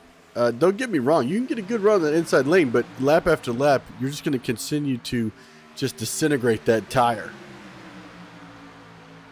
Yeah, and then tires is really all this race. Keeping clean fuel mileage and tires. I mean, it's the trifecta. Being able to get through here. As you see, a lot of these guys, when you start spreading out and you get almost 3 wide there toward the back of the pack of that 99 car. It's been that type of race here. We've seen 3 wide, 4 wide racing in some instances, and on the exit of the corners there, we're seeing a lot of stacking up going on there. It's almost like you have to check up for the guy in front of you. And then right here, we saw it right on the entrance of 3. You really have to check up there. As you see, Martin Pluth is trying to make a move on the inside lane there. Now 3 wide. Oh, man. And Christopher Darling got a big bump off that side draft there. They are 3 wide at the line here, folks. Look at Richmond coming up. Christopher Darling, Martin Pluth, they're heading down into 1. Are they going to stay 3 wide? Wow. Yeah, man. Heck of a run there. And then the key is to keep that door draft. Like you're saying, that without the door draft, you're going to start marching back and falling off that lead pack. Oh, man. And maybe we could take an onboard ride there with Martin Pluth as that 91 is pushing the back bumper of Christopher Darling there. We're going to go to the Richmond instead because I saw him going to drop down. They're all 3 going to get around Mashburn here. Big run from these guys. Oh, a little wiggly there. See, Richmond is right there trying to stay to the inside. And there goes Martin Pluth to the inside now. He's going to overtake Christopher Darling for the lead. We saw that 91 machine coming up quick, fast, and in a hurry using the inside lane there as Richmond is now having to file in there down into 4th position. And now we're seeing those guys that we talked about, Tim, with a lot of history in between those 3 drivers there. A lot of track time as well are now up there. It's going to be hard for anybody to overtake those guys with the bond that they have between those drivers. You know, Patrick, that's something I think I'd be interested in knowing. If iRacing gave us statistics on how long each of these drivers have raced or practiced at a track, that would be great. Oh, like lifetime laps turn here? Yeah, that would be something. Because then that would really give you information and knowledge on each one of these drivers to a specific track. Because who's to say that this track or that track isn't their number 1 track, and we'd have that kind of information. So iRacing, if you're listening, Dale Jr., you're good at getting these ideas across to these people. Push it along. There you go. Yeah, that might be a heck of an idea. I mean, but you do have to consider track size. Compared to your numbers, you come here and you run 1,000 laps at Michigan, or you run 40,000 laps at Bristol. Yep. Oh gosh, you'll never catch me doing that many at Bristol. Oh man, Bristol! I love short track, and ones like this. Michigan's a very technical track. It looks like Ben Mashburn and Christopher Darling really kind of linking up there, and that's what these guys do. One's a leader, one's a pusher, and they kind of rock paper scissors. Oh, did Pluth get in the wall? Yeah, he did get in the wall there on the exit of the corner there. Did brush the wall there in that 91 machine. And that's going to really open the door there, Tim, as I was just about to say that Alan Bledsoe has worked his way back up there in that 42 Red Dragon machine. Put his name back into the mix here. And you see Nick Offer in that 22 there has worked his way back up there as well. Oh, gosh, right as I mentioned some names, and a big accident there on the backstretch. Multiple cars are caught up into this, folks. Oh, my goodness. We see another hard impact there. The 42 is caught up again of Alan Bledsoe. You see the 91 of Martin Pluth. Then Mashburn of the 4 is caught up as well. Man, a lot of names caught up in that. I'm going to tell you right now, I saw some net code on the second half of that wreck after the incident with the wall. And I'm going to go back and show you. Net code took out half of these people because the 4 car of Mashburn got into the wall and he was staying there. But as the 42 car was coming up to the inside, just this pocket of nothing slammed right into him and took him out. So we're going to go back and take a look at that as we'll just say it's the big one. Actually, Tim, looking at, I have a delayed replay here on my screen. The 91 did make contact with Ben Mashburn in that 4. Right. As they were coming around the corner. Right here, as we're taking a look here, made contact with that 4 machine. And I'm going to show you right here because I see it. Look at the 42 right now. it's showing he's hit. There's nothing there. He's not been touched yet. See, he's to the inside, and he's coming up, and it showed he got hit, and he had not. What was that? Yeah. Yeah, what was that? We'll go back. You see, he goes, and then all of a sudden the rear end kind of walks around. We're going to slow-mo this. The 42's coming up. Okay, the 91 4 make contact. Boom, in the wall. 42, not hit. All of a sudden, Look boom. at that. Wow. So the 42 may have gotten out of that because nobody touched him. He just got hit by that fake net code that iRacing has sometimes, and that sent him for a big mess. Yeah, he may have been able to check up and get out of Mashburn spinning around there. I think the 42 car did make it out of there unscathed, but a lot of big names were caught up into this accident right here, folks. You see Riley Hoots was caught up. You see Ben Mashburn's caught up. You see the 42 of Alan Bledsoe went ahead and used that fast repair. I mean, a lot of big contenders here in this race were caught up in this. You see the James Bursucker in that 3 as well. Oh, I know where we're going to really strong here tonight. Who was that? The 99 of Zach. We're going to go back. Oh, yeah, give me that on-car ride. Yeah, here we go, buddy. Watch this. Watch this. Oh. Woo! Yes. Yes. Man. A lot of cars involved in that one. As Richmond is now our leader, Will. Lap 112, 166 caution. 2 of those have been wrecks. The rest were... actually, no, 3 of those. Because there was that incident with Darling and the 42 where he was going down pit road. Right. And Richmond, Tim, this is not an unfamiliar place for him here tonight at Michigan.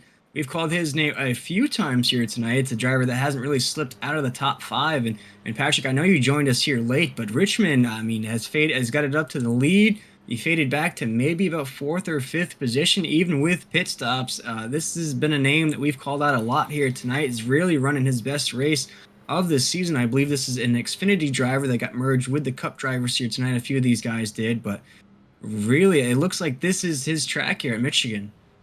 Yeah, and I've raced with Richmond before in JKR Motorsports, and this is he really likes these super speedways. They're kind of ripping around here and getting good placing. He's very, very consistent. I try to learn a lot from him because he can definitely place lap times a heck of a lot faster than I can, and I'm under his tutelage at this point. But he's not alone out there. I mean, you do have, like I said, you have Chris Darling, Ben Mashburn, and Martin Plute. That the ones I'm very familiar with, and these guys, they come here to race. They're extremely professional. They get out here and really put the rubber down. But when it comes time to win, I definitely expect paint to be traded there toward the end. Probably about 10 to go. I'm probably going to say Chris Darling might go ahead and swing the win on this one. I'm going to call it. Uh-oh. We got our first broadcaster choice of the night. Yep. Not the commentator's curse there, Patrick. I'm going to do it. But I was just about to say, it looked like Richmond may have had his W Energy here tonight because he is racing like it. And go check out W Energy at wdubbby.gg. Use that coupon code HOSS at checkout. But here we go, ladies and gentlemen. It is Green Flag Racing once again, High Octane Sim Series. Let's go green. And Will, I think from now on, I'm gonna call the restart zone the Dubbies restart zone. I like it. I like it right there. And of course, we want to send all those people over to w.gg. Use that coupon code HOSS at checkout. Get away from those overpriced coffees and those energy drinks that make you crash. You know, Monster energy drinks are not the best things in the world, so you want to go jump over to get that energy powder for you. You can mix it in your water bottle, be good to go for the rest of the day. Look at this, folks. We have a new leader on the track heading down into 3, and Riley Hoot's going to go ahead and follow Christopher Darling in that 11. Going to stick right up there. It's going to leave Richmond behind there, and these two cars are going to pull away just a tad bit, but you see Nick Alfred's going to push Richmond back up into the mix there. Nick was involved in that wreck. Looks like he used his fast repair, so he's back up here and running with these guys right up front. Yeah, and you see him going to the inside of Riley Hoots right there. He's got a big run. They touch, and he saves that race car. What a hole. Oh, my goodness. I puckered a little bit. Yeah, going 180 miles an hour and you Gosh. kick it sideways for that long. Yeah, normally you kind of sealed your fate facing the infield there, but yeah, great pull to save that one there, Will. Yeah, Patrick, we've seen a lot of Tokyo Drift moments here tonight. We saw Richmond have a moment. We saw Alan Bledsoe. Geez, I think you were just wrapping up the race there in the Eastern Late Model Series there where Christopher Darling was an awesome act of sportsmanship there. We saw him go ahead and park that car and go back to the tail end of the lead pack, but Alan Bledsoe got clipped on the back fender there, went sliding down pit road 90 degrees sideways, was able to swing that car back around and save it just before he hit a car on pit road. So we're seeing excellent driving out of these drivers here tonight, whether it's passing somebody on the track, whether it's the speed on the track, or just saving your race car. We're definitely showcasing the best of iRacing here tonight. Man, as you can see, a good move there by Martin Plute, taking a really aggressive stance there, taking that low line. Wow, yeah, I like to see him working his way back up. As unfortunately, you see Richmond, he went from the lead all the way back to 11th place, I believe, in a matter of 2 to 3 laps here. So that just goes to show you when you come out of line, what happens. You know, you kind of dive low. He started on the high side, but yeah, I kind of really kind of got off his game there. I know Chris Darling got a good launch and took him 3 and 4, but man, yeah, like, definitely fallen off there.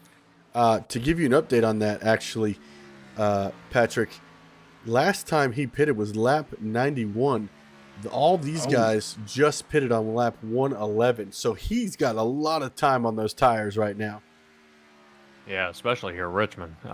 Wow, especially here in Michigan. Yeah, I'm talking about Richmond at Michigan. That's good. Yeah, sorry about that, but yeah, and you can kind of see, it's just the fall off is just look at the lap awful. time. He's running a 40.3 compared to their 39.15. So maybe he's looking at the fact of, okay, we're lap 118 right now. If he stretches this, he could dive down pit road, short pit everybody, gain all of that back plus more. I don't mean to interrupt you guys, but it looks like we have a battle ensuing for second place up there as Martin Pluth has now worked his way up there using that inside lane there. Is battling. He just ran the fastest lap on the racetrack, running a 3.91 right there. Wow. Must be about that inside lane there that's just really launched that 91 up there. But as you mentioned, Patrick, getting stuck in that lane all by yourself there. As you see, oh man, that's tight right there. Yeah, take a look back there with Martin Plute. Boys, he about to have it 4 wide here in just a second. Whoa, the 99 into the 92. Oh, no. Everybody saves it. Yeah, oh man. I know, yeah, I was going to say, I've seen that 48 car Wilson kind of clip off that wall a few times here tonight, but man, something happened. Either the track tacked up or something, but these guys are starting to really spread apart. You know, this wasn't the single file we saw earlier. Whoa, watch out. Right there on the exit is where I get nervous. Oh, he's right in the middle. Watch out, Martin. Right there in that 91. That's not where you want to be in that inside lane there, feeling that draft on each side, as Tim mentioned to start this broadcast off. But we see Kelly Thomas with a big run on the inside there. Matthew Badbeat, there he is, folks. He has worked his way back up into this top 5 there in that 89 machine. We see he's trying to battle his way back up there. But as Patrick just mentioned, the things are starting to get filed out just a little bit here. Woo.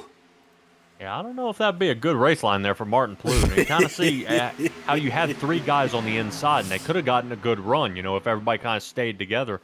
But, you know, not teammates, you know, our teammates, regardless. And maybe Martin Plute wanted a little more. Uh-oh, he just appeared. Oh, man. He's trying to run that the Phoenix line that we saw on Thursday night there, Patrick. I think we lost all connection with Martin Plute. I can't. Oh, man. Yep, hold on. Trying to fix these cameras. There we go. So, yeah, Martin There Plute we go. Looks like man disconnected.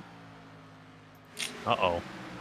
That's Well, just like real life, man. Weather get in the way, and then things happen, you know. So, yeah, a tough break. You've been running a great race tonight so far. But look at this, folks. Nick Alford is up there in second place, running that awesome Fields of Honor race car here tonight.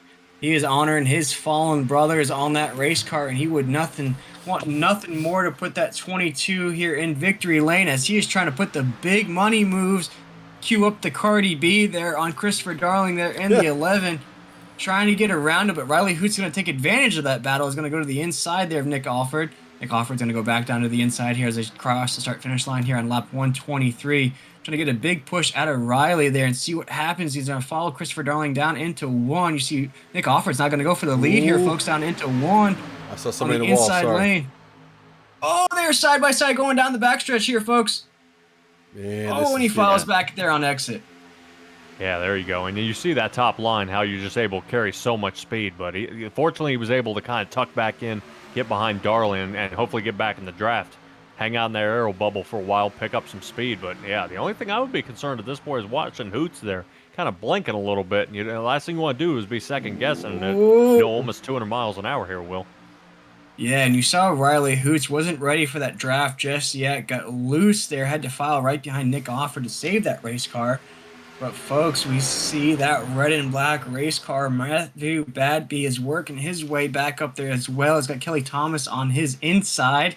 Got Riley Hoots on the outside. He is now 3 wide, battling for that third position. Looks like he's going to come out of that battle with that third position. Still trying to hold off Kelly Thomas. But, folks, we have a heated battle going on for the lead. Uh-oh, here he comes. He just came into the point of view here on the screen. It's 89 of Matthew Badby. And, Tim, I'm going to start calling you Mystic Mac there with the red hair and the red beard. You're more like Conor McGregor than I am, because Matthew must have been playing that conservative game, because now he has stepped his pedal down to the floor and he is up inside the top 5. Listen, I've seen it happen way too many times in real life. Jimmy Johnson would lag back. Well, not lag, they call it sandbagging. You don't want to put your...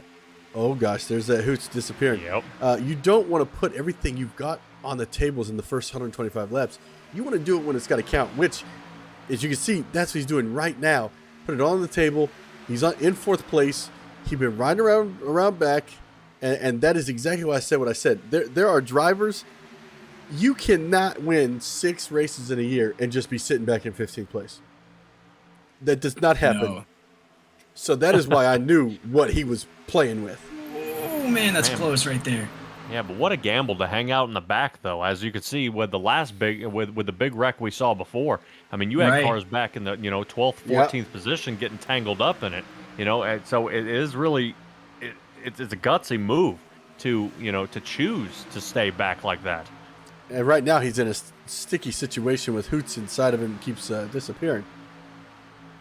Yeah, I'm sure race control is kind of keeping an eyeball on that. Whoa, watch out! Man. Hopefully he kind of squares that up a little bit. Yeah. Oh, my goodness. Look at the tough run in speed. the top 5. Wow. Look at the speed in that 89 machine there, folks. He is coming quick, fast, and in a hurry. Just had a big run down the front stretch. We'll see if he uses that run right here to get around Nick Offord in that 22. He is coming quick there, boys. He is using that back bumper, and there he goes. He's going to try to make a move for 2nd place here on the corner. Gave Nick Offord a huge push there on entry of the corner. Nick had to go way high on that to avoid making contact with Christopher Darling, but now Matthew Badby is going to use that to his advantage. He's going to overtake Nick Offord in that 22 for the 2nd position, and man, that car is coming quick here, boys. Yeah, what an interesting move to run up on somebody, get them enough speed through the turn where they have to ride high out of the lane they want to, and then cut low and overtake. What an excellent move. Yeah, and he is an excellent driver here, Patrick. He is trying to itch his name with all the records here in the record books. He has the biggest win here for 10-4 broadcasting, winning the road course by 30 seconds. He's going to break the record for most wins in a season once this all wraps up here, with 6 wins on the season, maybe 7 if all things go to plan here tonight. So he is trying to make sure his name is every record there in the record books. As another big run heading down into 1 here. Nick Offord better watch out there, because he's going to get a huge push from that 89. You just don't want to make contact with Christopher Darling there in that 11. And that's another thing. You look at, we had talked earlier about, the kind of the runs these guys get by the air sucking up to the next car in front of them. Right here, you see these 3 behind Darling. Oh, as now Nick disappeared a couple times. Oh, gosh. And that's kind of breaking things up here now. But now this 89 and 24 are going to get big runs around this 22 heading off into turn 1. You see already they've sucked up right to the back. 89 is going to go to the outside. Is the 22 going to cut it off? He does. Oh, watch out! Yeah. Woo. Now, my question to you boys that have iRacing experience there, if you were the 22 and you knew that the 89 was coming behind you with a lot of speed, would you try to link up with that 89 to go ahead and blow the doors off the 11, or are you just trying to hold on to that second position right now? It's situational because that you could use that 89 to get around it, but I'm telling you right now that 89 is going to use you to get around you. And he already has there, folks, as he has overtaken for the second position there, door to door. Here heading to the start-finish line. Nick Offord's going to hold on to that position momentarily, but you know that 89 is coming quick, fast, and in a hurry. But Matthew Wilson has worked his way up there in that 48 machine. Man, Christopher Darling has a lot of work to do there in the lead there. He is starting to get sweaty behind that wheel, knowing that these trains are a-coming. They're rolling around the bend, queuing up the Johnny Cash there as Nick Offord's trying to get around there. But now with all those battles ensuing, the leader there, starting to see Christopher Darling's now having to work both lanes.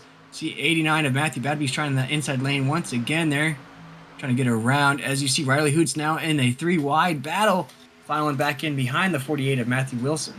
Yeah, and it's really something to see how Chris Darling is actually able to stay out there. You see these guys getting runs and, you know, staying in the draft and trying to, but no one seems to really be catching him. You know, I mean, that is a really strong car out there to be, you know, without the draft, without any help, and still leading this race as they kind of fight amongst each other behind him. Yeah, Patrick, you're absolutely right there. And you saw that the side draft, as Tim just mentioned there, catch that 24 Riley Hoots there, had to file back into that backdraft, if you will, there, as now Matthew Badby's trying to work his way up there. That inside lane to his advantage. He's got Kelly Thomas behind him. But you see Matthew Wilson drop down to the inside and throw that block on the 89. So, you see the 48 drifting up the track just a little bit there. As there's something about on the entry of the corner there, they like to go high and then they kind of ride that middle lane there just a little bit. Is it just a preferred line of that corner there, guys, or is it just as the race proceeds there and you get more grip at the top side? Yeah, there's always grip at the top side. It's just how much you want to punish that right side set of tires. You kind of, if you do stay up high around these turns, you do end up with a lot of speed, but you almost slingshot when everybody's crunching up on that backstretch.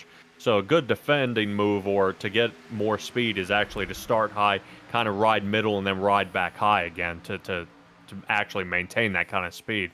But yeah, when you see a lot of these guys drop down to the yellow line, that is so punishing on the tires long run wise. I mean, if you have a short run, you know, where it's 6 laps or something till the end, absolutely drop those tires down on the yellow line and you're trying to scoop up as much as you can. But yeah, when you're trying to take it that low early in the race, I mean, you're going to be shooting yourself in the foot long run. As you can see, Chris Darling he's doing that high low high here, and then it's really driver's choice once you're on that front stretch, dropping it to the bottom there, Tim.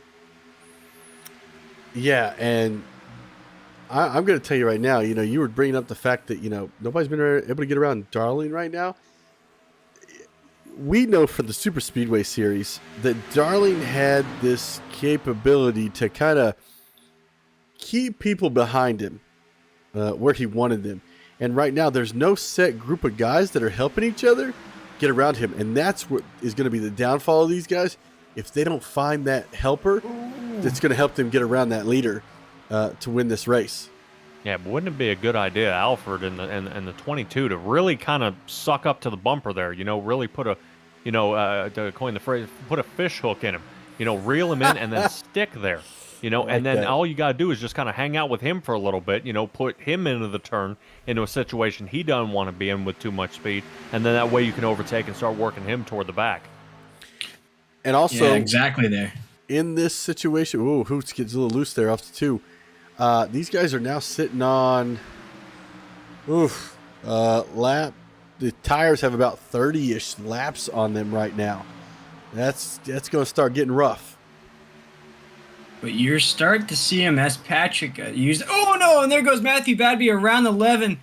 As Christopher Darling, I believe, is heading down pit road there. That was close. As he's going to head down pit road all by himself there.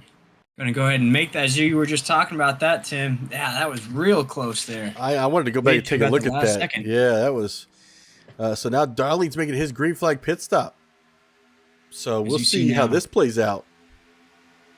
Wow. But as I was going to mention that with Patrick there, as he was talking about putting those fish hooks in, it did look like they were starting to catch Darling there. You saw Nick Alford with a huge run there, almost went bumper to bumper with him on the backstretch.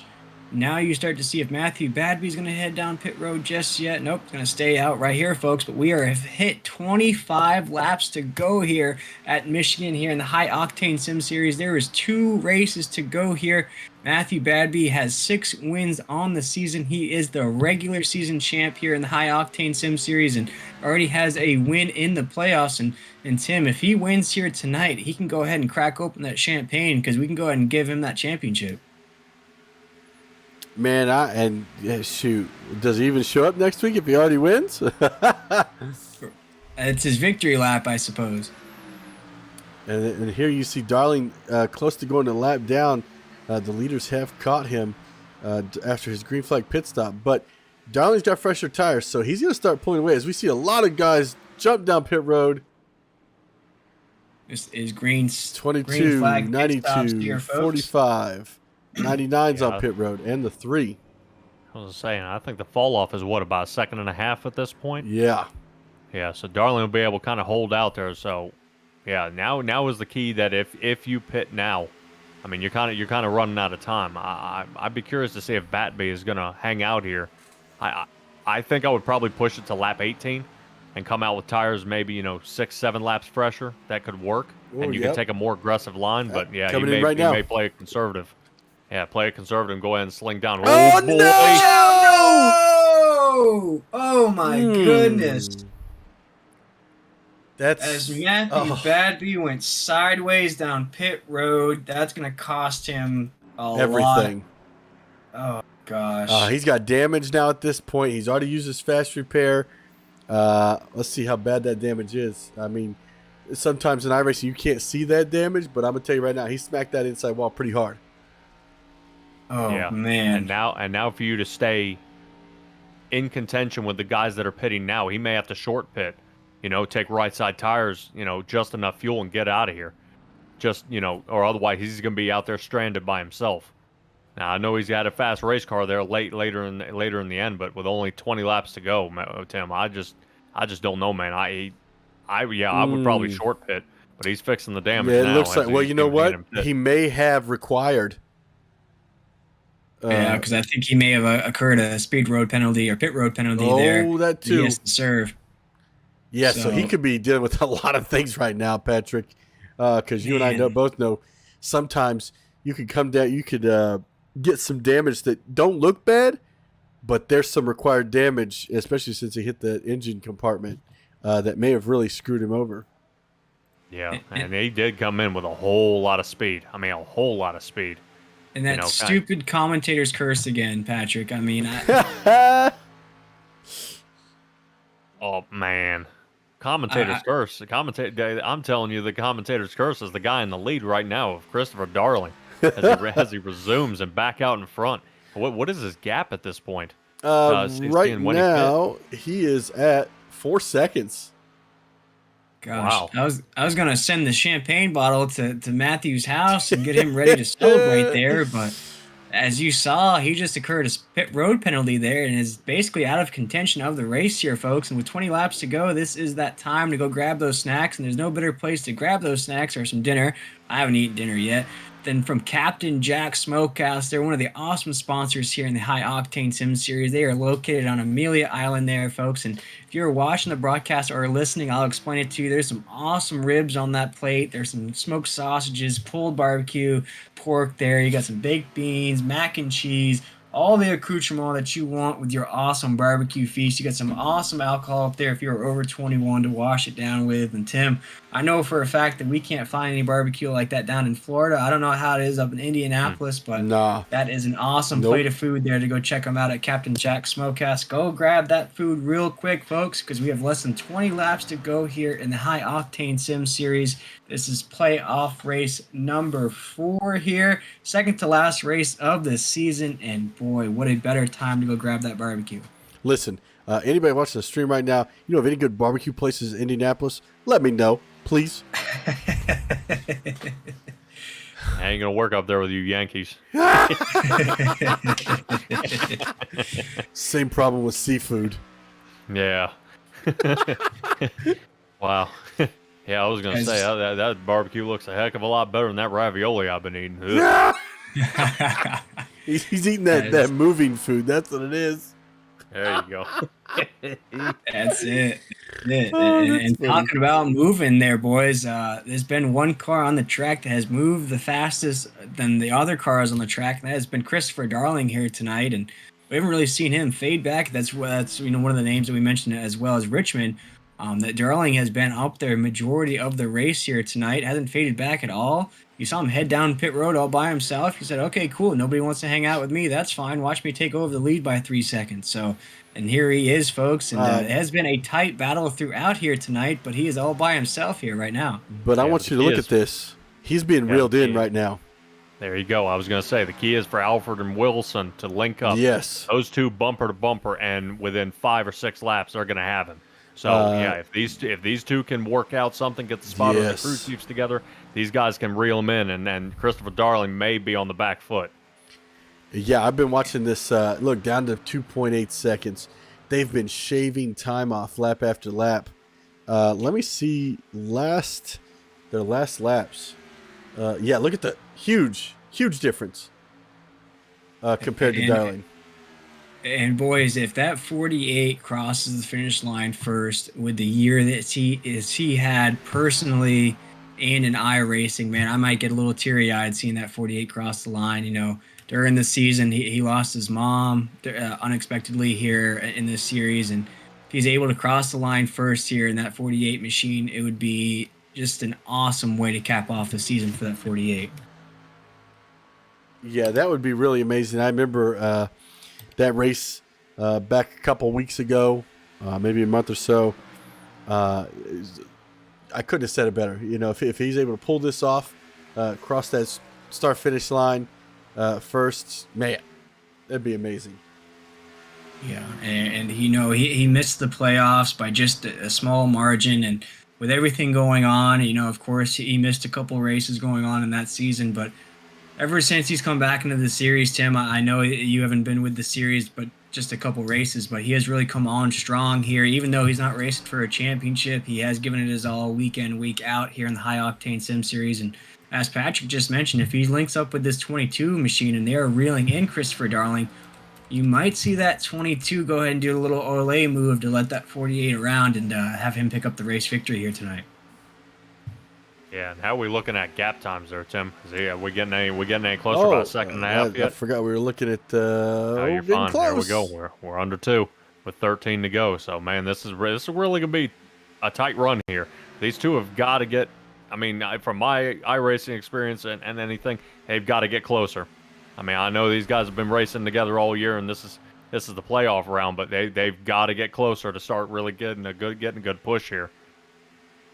You see they're coming up on a lapped car of Alan Bledsoe there. Alan's been caught up in a few unfortunate instances here in that Red Dragon machine. And another driver that's really raced these playoffs really well there, Tim, but just had an unfortunate race here tonight in Michigan.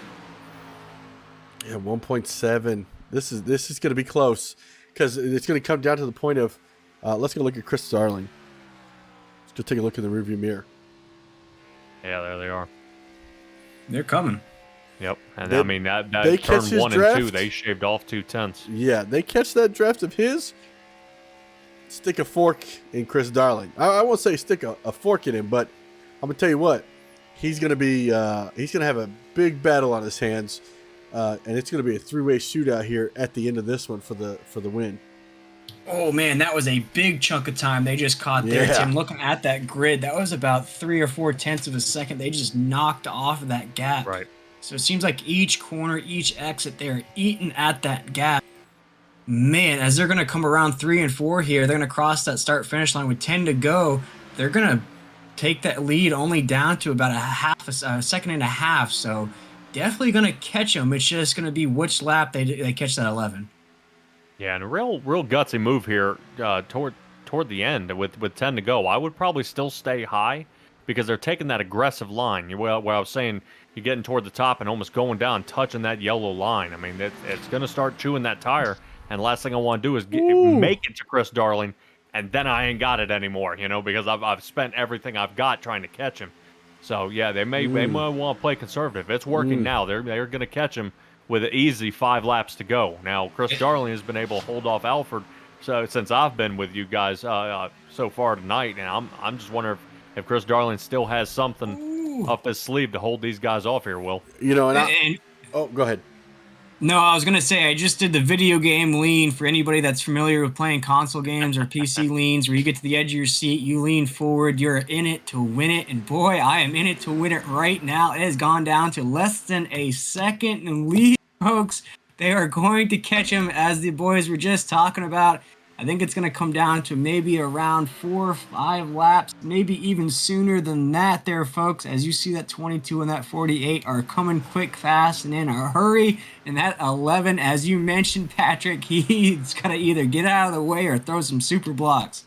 Yeah, and great move by Alfred and Wilson here. They are within under a second now, so it's their time. So yeah, I'd be interested to see if this go for a 3-way tie. Chris Darling's not easy one to give up a place to.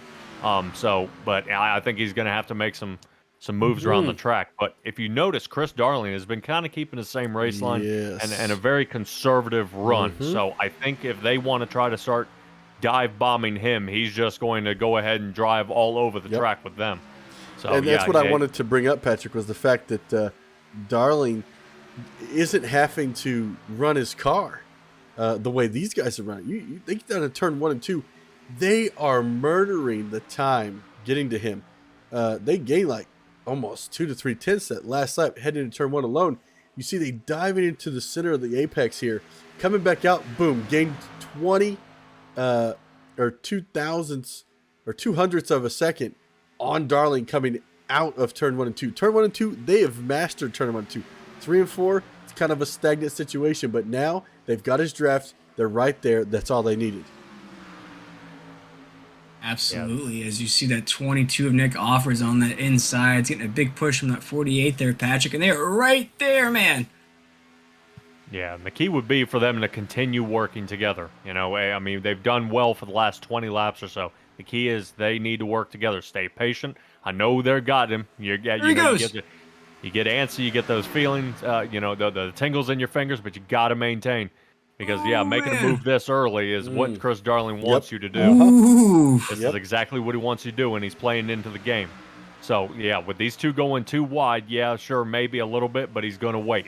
He's going to sit there, and he's going to give one little draft, and then he's going to ride back up and give the other one a little bit of draft. And it's going to kill both cars at the same time. It's great. They've got that suction in the middle, too, going on between the two, and that's going to pull them both back. And like you said, they've got to work together if they're going to want to get around Darling. Because I mean, it's how you play this game here. You kind of block and things like that. But he's not gonna be able to hold it. See, he starts drifting up the track. Watch out! Oh man, as Nick Offer got really close on the exit. Oh yeah, but we got plenty of speed there. So what you'll see is how Chris Darling. I mean, expert move. So take notes, everyone, anyone out there iRacing. If you notice where his race line is, he pulls in front of the guy who's farther back. That way, he's able to draft, and the guy who's closer loses it all and absolutely drops the speed. See, as he slides to the bottom, now no one gets the draft. Chris Darling's pulling away. So I mean, great move here, Tim. I'm really liking what I'm seeing out of this driving here. As you see, folks. Go ahead, Tim. Oh, watch out! Matthew Wilson's going to go for the lead, door to door here, around 2, heading to the backstretch. You see Nick Offered in that 22 machine is going to try to push that 48 up into the lead. He's right on that back bumper, heading down the backstretch. There we go. Teamwork makes the dream work here, folks, as the 48 is going to try to make a pass for the lead. Heading down into 3 and 4 there, side by side, door to door right now, going around 4. Watch out, boys! Oh, man, as Nick Offered is going to push that 48. Yep, 22's got to work with him if he wants to go ahead and push them both around here at the end. But you can't give up on him. Got to stay that low line. You guys have been running it all the last 20 laps. Don't give up. Here we go, folks. Don't give up. Throw up those threes. Rest in peace to Dale Earnhardt, because we got 3 laps to go here, folks. We got quite the battle ensuing right now for the lead. The 48 of Matthew Wilson's trying to get around the 11 of Christopher Darling. The 22 of Nick Alfred's up there trying to get him up into the lead. They're trying to use that side draft. Oh, man, he follows right back in. He's going to the outside. Man. Yeah, I was going to say, in the 22, these two got to work together, and you kind of see how Chris Darling's just letting him play his game every time. These two got to link up, get pushed around him at the same time, and let the two of them duke it out at the end. But, I think Chris Darling's kind of waiting his time. Yeah, great move. As you can see, like, yeah, like getting the one with the less draft and then go ahead and grab the guy up top. That way he loses it. Gets a little too much speed because he hits that arrow bubble, pulls back down and gets away from him again. So, yeah, I think the only way to really get around him is kind of run a train here. Both of them get behind Darling, use the draft, There he and both goes. of them slide up. Well, folks, we got 2 laps to go here as we're heading down the backstretch here. Nick Offord and Matthew Wilson are in second place. They're trying to work together to get around the 11 of Christopher Darling, but we're going to have 1 lap to go here. Christopher Darling's going to take this white flag across the line. So he's going to take home the win here tonight at Michigan as we have 1 lap to go for the final lap here tonight at Michigan. But it looks like Christopher Darling's starting to pull away just a little bit here as they head down into 1. You see they are still side by side there on second place. That's not going to bode well to try to catch Christopher Darling there in that 11 machine. As you see now, they're heading down the backstretch here. Christopher Darling still in the lead there. As you see, Nick Offord's going to get behind that 48. He's going to try to give him that last little extra push there to try to catch that 11 as they head down into 3. See if they have enough speed to catch him there. As you see a big push out of that 22 to send that 48 down to the inside. See if it's a big enough run to catch them there as Christopher Darling's going to go around 4 here with Matthew Wilson in that 48 right behind him. Nick Offord is in the 3rd place right now, but it looks like Christopher Darling is going to be your race winner here at Michigan in the High Octane Sim Series. Wow. Merging the Xfinity Series and the Cup Series together was a fantastic idea. Wow. I think a personally, race, ladies and gentlemen. I've not got to see all the races, Will, but out of all the races I've been able to call for Haas, this was the best one from beginning to end. Wow. What a race and what a master class of Christopher Darling there to win here at Michigan.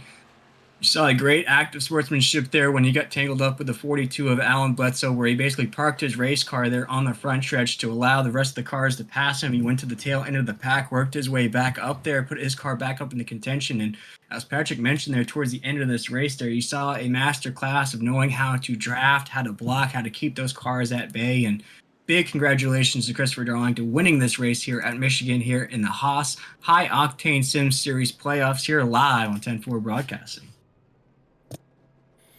Man, what gosh, I can't even still trying to it just I'm at a loss for words because he played it so well. The 22 and the 48 had used up their tire so much.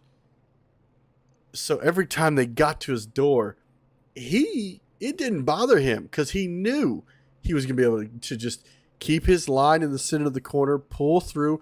These guys were fighting there at the end. They were loose. They were tight. They get loose in the center of the corner, tight off the corner, and that was pushing them up into the leader. So really great job by those guys getting back up there and making it happen.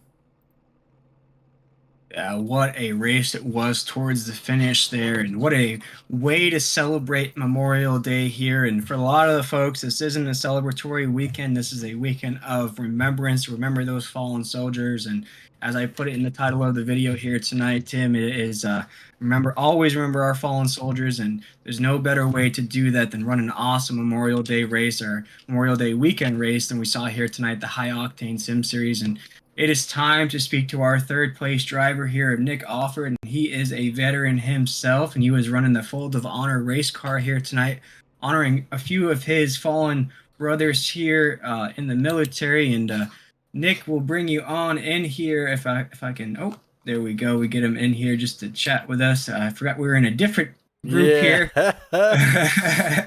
Let's see if we can't get him in here, folks, and talk to him just a little bit about the race here tonight. And I believe we are in voice chat number 2 there, voice channel number 2. We'll get him in here, folks, just to chat with him. He is our 3rd place finisher here tonight. And man, what a race there, Patrick and Tim. If you want to take the folks through what we've seen here tonight. It won't let me pull him. Oh, no. You don't have VIP privileges.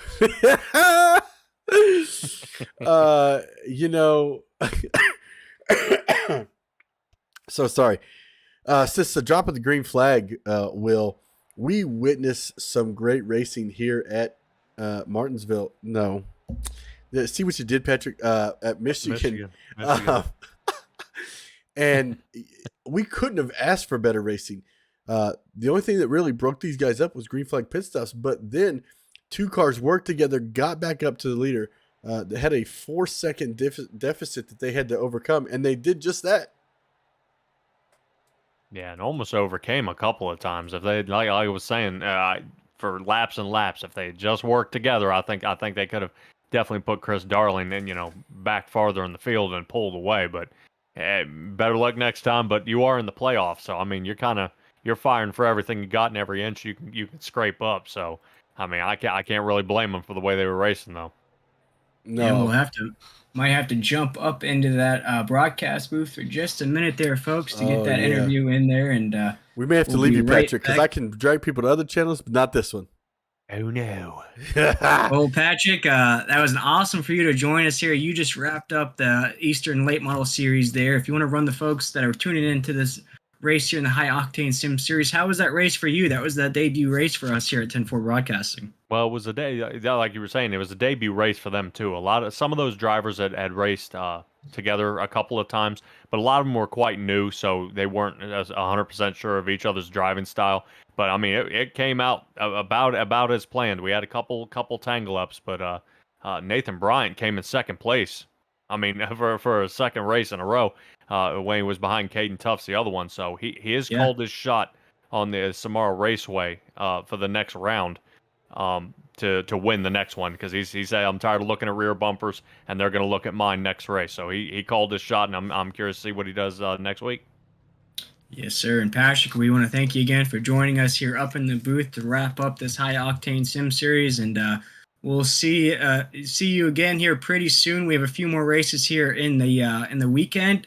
Not sure you're going to be joining us on Sunday or tomorrow. We have another race tomorrow as well. But Patrick, you have a great rest of your night, and we'll speak to you soon.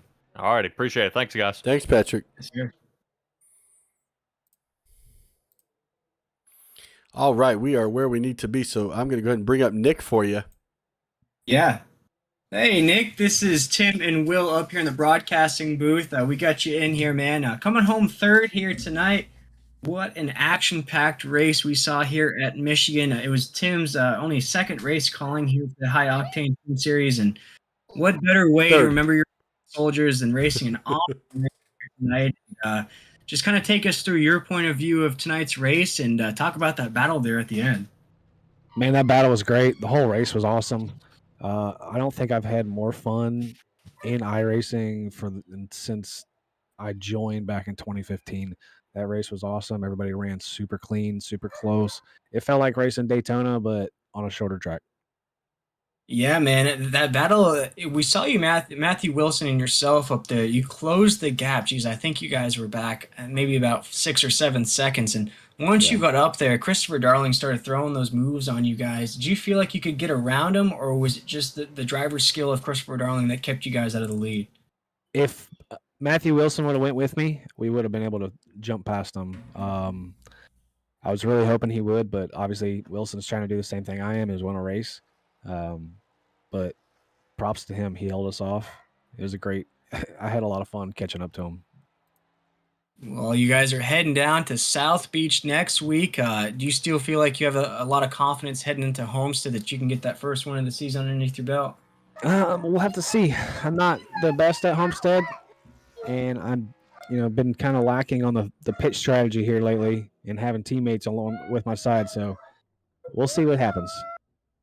Yes, sir. And I believe there was some breaking news there in the chat that the next season is going to start in June 24th there. If you want to take the folks through how you can get signed up for the High Octane Sim Series here and where they can find more information about that money race you got coming up as well. Absolutely. So the money race, June 10th, 120 laps at Daytona, $20 entry fee on that. You can find me on Facebook, Nick Alford, or you can find High Octane Sim Series on Facebook. DM us, and we'll get you set up there. If you want to join the league, same as the money race, find us on Facebook, hit us up. We'll get you an invite link. Next season will be unofficially starting on the 24th of June. That'll be our LA Clash. Have some bonus points towards the beginning of the season, as always. Ooh, nice. Nice heat style racing. It's going to be fun, a lot of fun. And then kicking off week 1 is July 1st, patriotic race. So everybody bring out your best patriotic paint schemes. And then We are transitioning into a paid league, so $25 for the whole season will get you locked in. That has to be due by the 24th of June. Man, we couldn't be more excited for the start of the next season. And we saw it here tonight between the mesh of the Xfinity Series and the Cup Series. I believe it's really going to open the door for some awesome racing next season. And I don't think Matthew Badby is going to have 6 or 7 wins going into next season, but we will definitely wait and see there, Nick. And Nick, for yourself, being a veteran and this weekend being a weekend of remembrance for your fallen brothers there, I know we like to say sponsor shout outs and people watching shout outs, but we'll go ahead and give you the floor of if you want to shout out your fallen brothers or anything that you'd like to say there before we let you go. Yeah, absolutely. So while you guys are barbecuing and having a good time drinking your beer and celebrating the holiday weekend where you're off work, think about the guys that aren't home anymore. You know, they gave up their life for the country, and also just think about the guys that are on watch, working these weekends, working holidays on nights all night long, and just remember what this weekend's for, guys. Yes, sir. And there's some wise words there, and we'll always remember those fallen heroes and the guys and girls who gave the ultimate sacrifice for our freedoms here in America. And that's what this weekend's all about, remembering those soldiers. And I have a few military veterans in my family. One uncle that I didn't get to meet based on the experiences he went through in Vietnam. I think it kind of cut his life short, but definitely remember those guys who gave the ultimate sacrifice. And as you mentioned in the chat there, Nick, there was brothers in arms that, were KIA in action, and some of the guys that lost their own battles off the battlefield. So definitely remember all those soldiers who have passed on and, like I said, given the ultimate sacrifice for our freedoms here at home, Nick. And we want to just wish you congratulations for finishing the 3rd place here in tonight's race. And we look forward to the season finale at Homestead next week.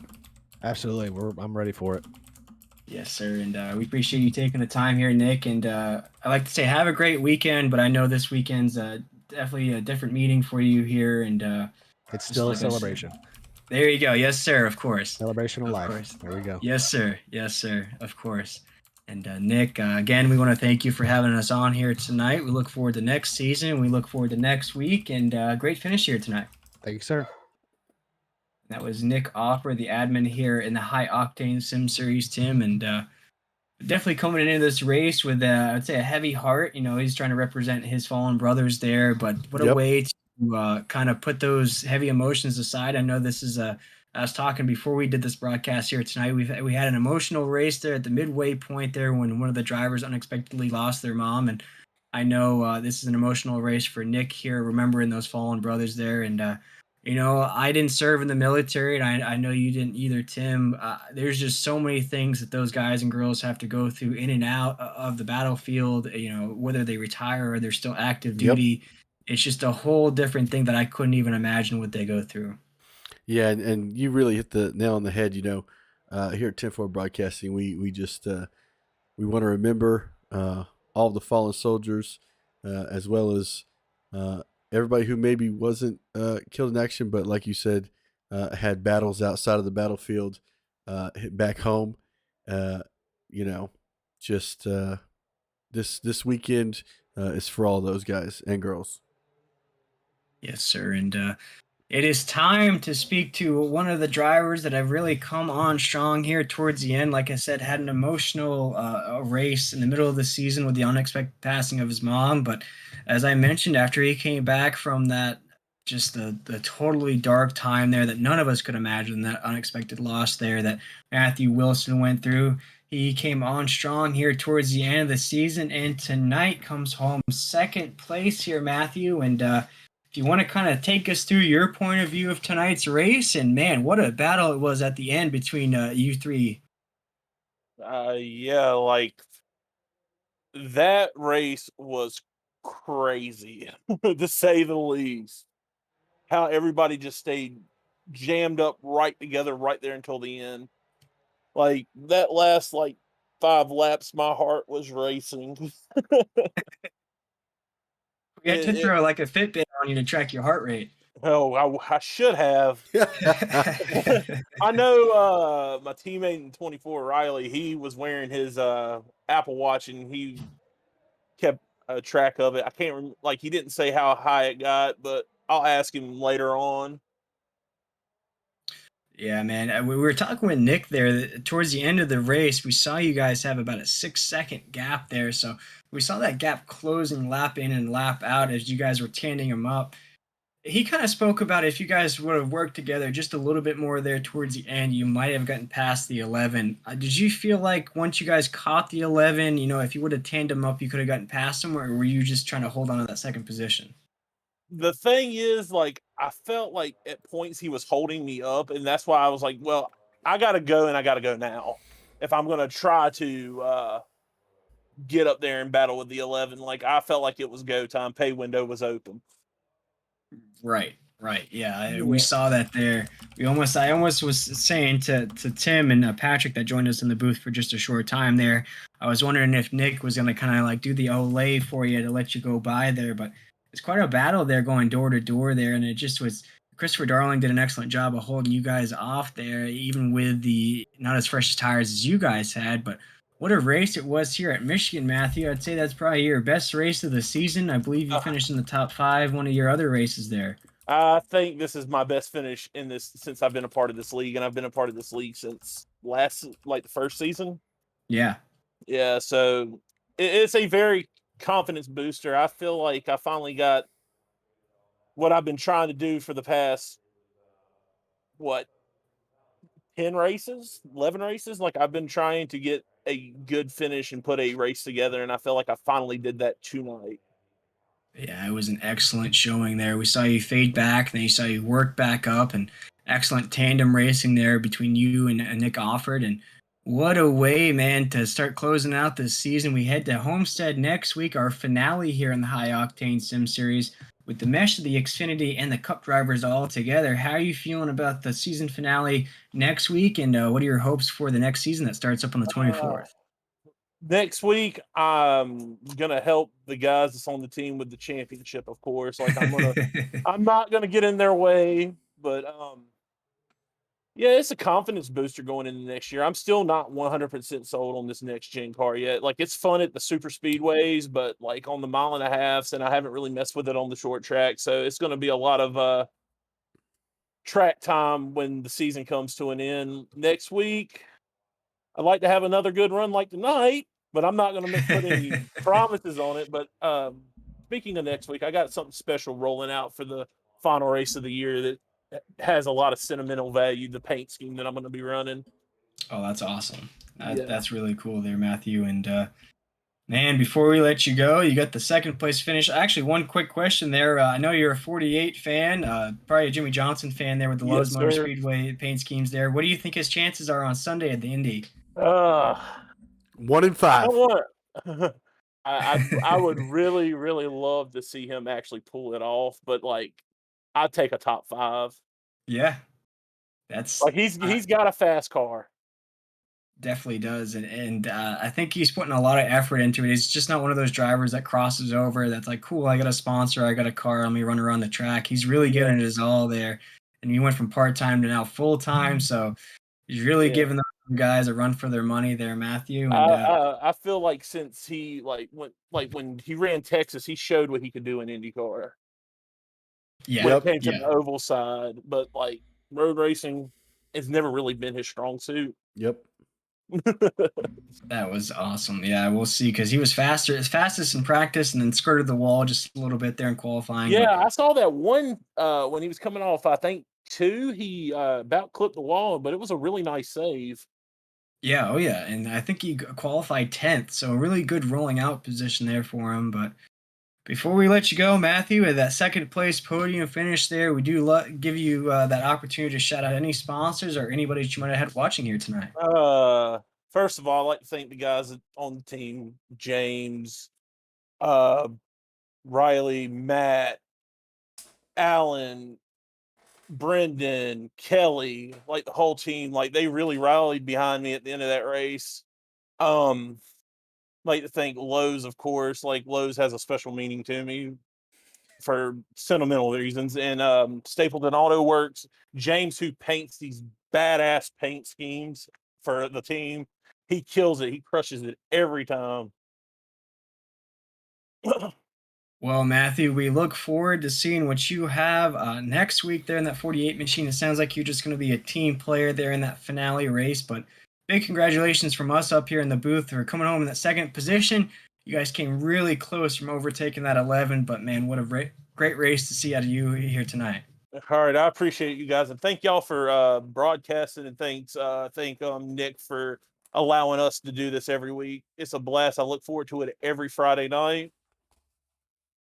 Man, we have a blast up here broadcasting the action that you guys put on the track. And I was on the edge of my seat here tonight. I did the old video game lean where I leaned into the screen. So, man, it is definitely action-packed for us up here in the booth, Matthew. But we hope you have a great weekend, and we'll see you probably up in here in the booth next weekend if you race like you raced here tonight. I hope so, and thank y'all. Yes, sir. Man, that was Matthew Wilson there, Tim. And what a race. As you said, that was his best finish here in the High Octane Sim Series. Yep, and it really, he was hitting on all cylinders there at the end. You know, we really didn't talk about him a lot during the race, but he showed up when it was time to go. Just like, you know, we talked about Batby showed up when it was time to go. Just unfortunately got caught up in that wild wreck we saw there late in the race that ended up taking him out of contention. But, man, such a great run by Matthew. Yeah, excellent run from Matthew there. And as he said, you know, he was working with his teammates throughout there, got up there with Nick Offord, wanted to take home the race win, but him and Nick, I think, just went side by side there for just too many laps there, Tim. And Yep. man, I think it sounds like he's going to be a team player next week at Homestead. Hey, I'd still be competing for that win. Oh, yeah. Ending the season on a good note, man. That'd be great. Yes, sir. He laid it down here tonight, so I'm curious to see what that 48 has in store for the folks at home next week. Well, it's that time, Will. It's time to bring in a known name that we know here at 10-4 Broadcasting. Different series here tonight, but Christopher Darling, haven't talked to you in a while, but you come home with a W here tonight, buddy. Timmy Tenders, we got it. Timmy Tenders. That's a good one. Man, kind of take me through your race, because, you know, at one point you had Mashburn up there with you and Plute, and that was able to keep you guys at a steady pace of, you know, kind of one push the other, keep going out front, keep the guys at bay behind you. But then you kind of got stuck by yourself when Mashburn and Plute got into a wreck together on the backstretch. Just kind of take me through. Even you had your challenges where you had accidentally got into, I think it was the 42, coming out of 4. You just clipped him. Kind of take me through your race tonight. Yeah, it was a little long at the beginning. Got into the 42 that I apologize a lot for that. I really felt bad. I was really worried that that's what took him out of the race, but I guess he had other issues. Just misjudged that one and tried to make a pass for the lead coming to the, I think it was the first stage break. Maybe it was, I don't remember which one it was, but I tried to make a pass for the lead and just misjudged it. And then I think I had an EOL. I got wicked far behind the pack and sort of just had to hang on, and luckily got a caution.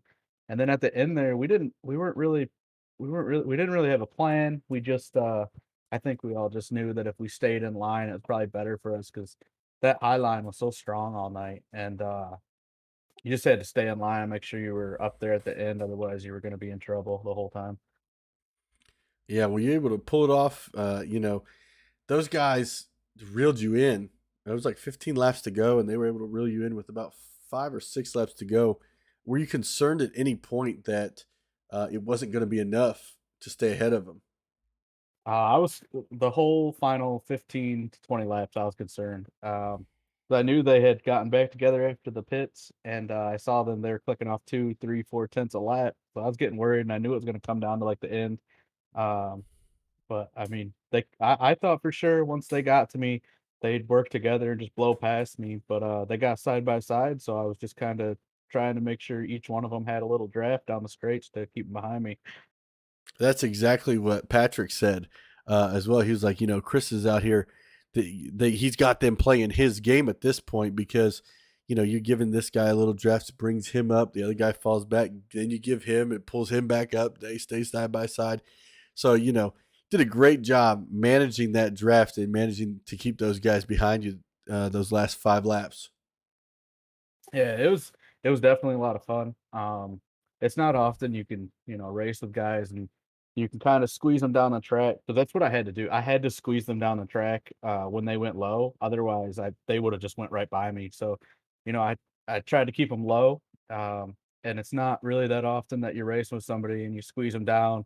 And oh man, I'm tripping over my own words. When they get tight, they let off. So that Yep. was definitely awesome. I heard him get off the gas, and I was like, man, because I'm sort of like 3 to go, and I'm squeezing them. I'm like, man, I guess if they use 8 tires, it's fair game at this point. But they gave a lot of room. They didn't want to make contact, and that was just awesome racing. I really had a lot of fun. Awesome. Well, loved the paint job, by the way, racing it here for Memorial Day weekend. Um, Anybody you want to give a shout out to? Just the league in general. They let us race last minute here this Friday, so just want to thank them. Uh, I know a lot of these guys are military, and they have a lot of fallen friends and family members. So just thought I'd put together something at the very least I could do to get it on track and have something out there to kind of make sure everybody's remembered. Definitely want to give a shout out to Taz Racing Customs for always helping me do this. Stay tuned sports. All the guys who helped me. Ben, Martin. They race pretty well with me. We always talk and chat during the race. Just want to give them a shout out. And you guys always do a great job. So I'm pretty excited to go back and watch it back tonight. Yeah, I think this might have been one of our best ones. I mean, the racing was great. The entire since the drop of the green flag. We did start late because we were doing 2 broadcasts at once and they overrode each other, so that was nice. But once we did finally get to hone in and pay attention to the race, man, from the drop of the green flag to the end, you guys gave it your all. And I think personally this might be the best win I've seen you take because, typically the super speedways that I've seen you race at, it's kind of like it's almost been survival. For a lack of a better term. So here tonight, you were able to display endurance, a green flag pit stop, coming back out, making those calls, and ended up winning you the race tonight. Yeah, definitely. I can agree with that. It was definitely a good time. Definitely took a little bit of work at the end there. They definitely they put the bricks to me. They really tried. So I don't know. It was a lot of fun. I really enjoyed racing these guys tonight. Awesome. Well, congratulations. Will we see you next week at Homestead? You'll see me if they'll have me. Okay. Well, good luck. Or yeah, not good luck. I don't know what. Congratulations, and we'll hopefully see you next week at Homestead. Thanks, Tim. Man, Will. So that was Chris Darling there, winner tonight at the 4th playoff race here for Haas. It was the merger between the Xfinity Series and Cup Series. I don't think we could have asked for a better race, Will. No, that was, geez, Tim, that had a bit of everything here tonight. We had different leaders up there. We had accidents. We had 3-4 wide racing. We had green flag pit stops. We saw the leader, Matthew Badby, get taken out there. Had a rough race here tonight, so it was really going to open the door for the championship going down there. We saw battles. We saw Christopher Darling have a 6-second lead there towards the end. You saw that gap close. You saw Nick Alford catch him with Matthew Wilson, and they just didn't have enough to get around the 11 at the end. But, man, what a race it was here tonight in the High Octane Sim Series. Yeah, I'm telling you, this is probably one of the best races we've called. Well, I have anyways. This whole week we've had great finishes here on 10-4 Broadcasting. On that Tuesday night, or was it Thursday night? I think it was Tuesday night. Tuesday night. Had that finish side by side there at Southern National. Now here tonight, Michigan, we had side by side racing the whole race. Couldn't have asked for anything better. Yeah, Tim, in that race, we had a finish of .001. And on Thursday night, we had quite a finish as well in that race. And Tim, that's not the end of the week for us here at 10-4 Broadcasting. We'll be live again tomorrow night in the Big Show, bringing you the Big Show action out of the International Super Speedway there. I believe I'm saying that right. At 8 p.m. there in the Big Show. And then on Sunday night, we were back with the East Coast Modified Tour. They got pushed a week there. Be live at 8 p.m. there from New Hampshire. And then, Tim, we are back with the Virtual Racing League again on Tuesday at around 9 p.m. or 8:30 around that time there. Coming live from, I'd have to double check that, Tim, but a few of those seasons are wrapping up. But then on Friday night, Tim, it's going to be the championship race here in the High Octane Sim Series. Yeah, I really can't wait to see who's going to bring home that championship on Friday night. It's going to be fantastic. Yes, sir. It's going to be quite the race. But again, we want to appreciate everybody for tuning in here tonight. If you are liking or like what you saw here tonight, go check us out on Facebook at 10-4 Broadcasting on there, or go search us on YouTube at 10-4 Broadcasting as well. Go ahead and hit that like, subscribe, and notification bell so you are notified every time we go live. But folks, we do want to go ahead and mention as well that this is a weekend of remembrance and a celebration of life for all of our fallen heroes out there. And this race, I hope, was a special dedication to all those fallen soldiers out there that paid the ultimate sacrifice for our freedoms here in the United States. But for myself, William Tiller, Tim Hammond, and Patrick Morrison, who joined us for just a bit there, we want to wish everybody a great night and a great rest of your weekend.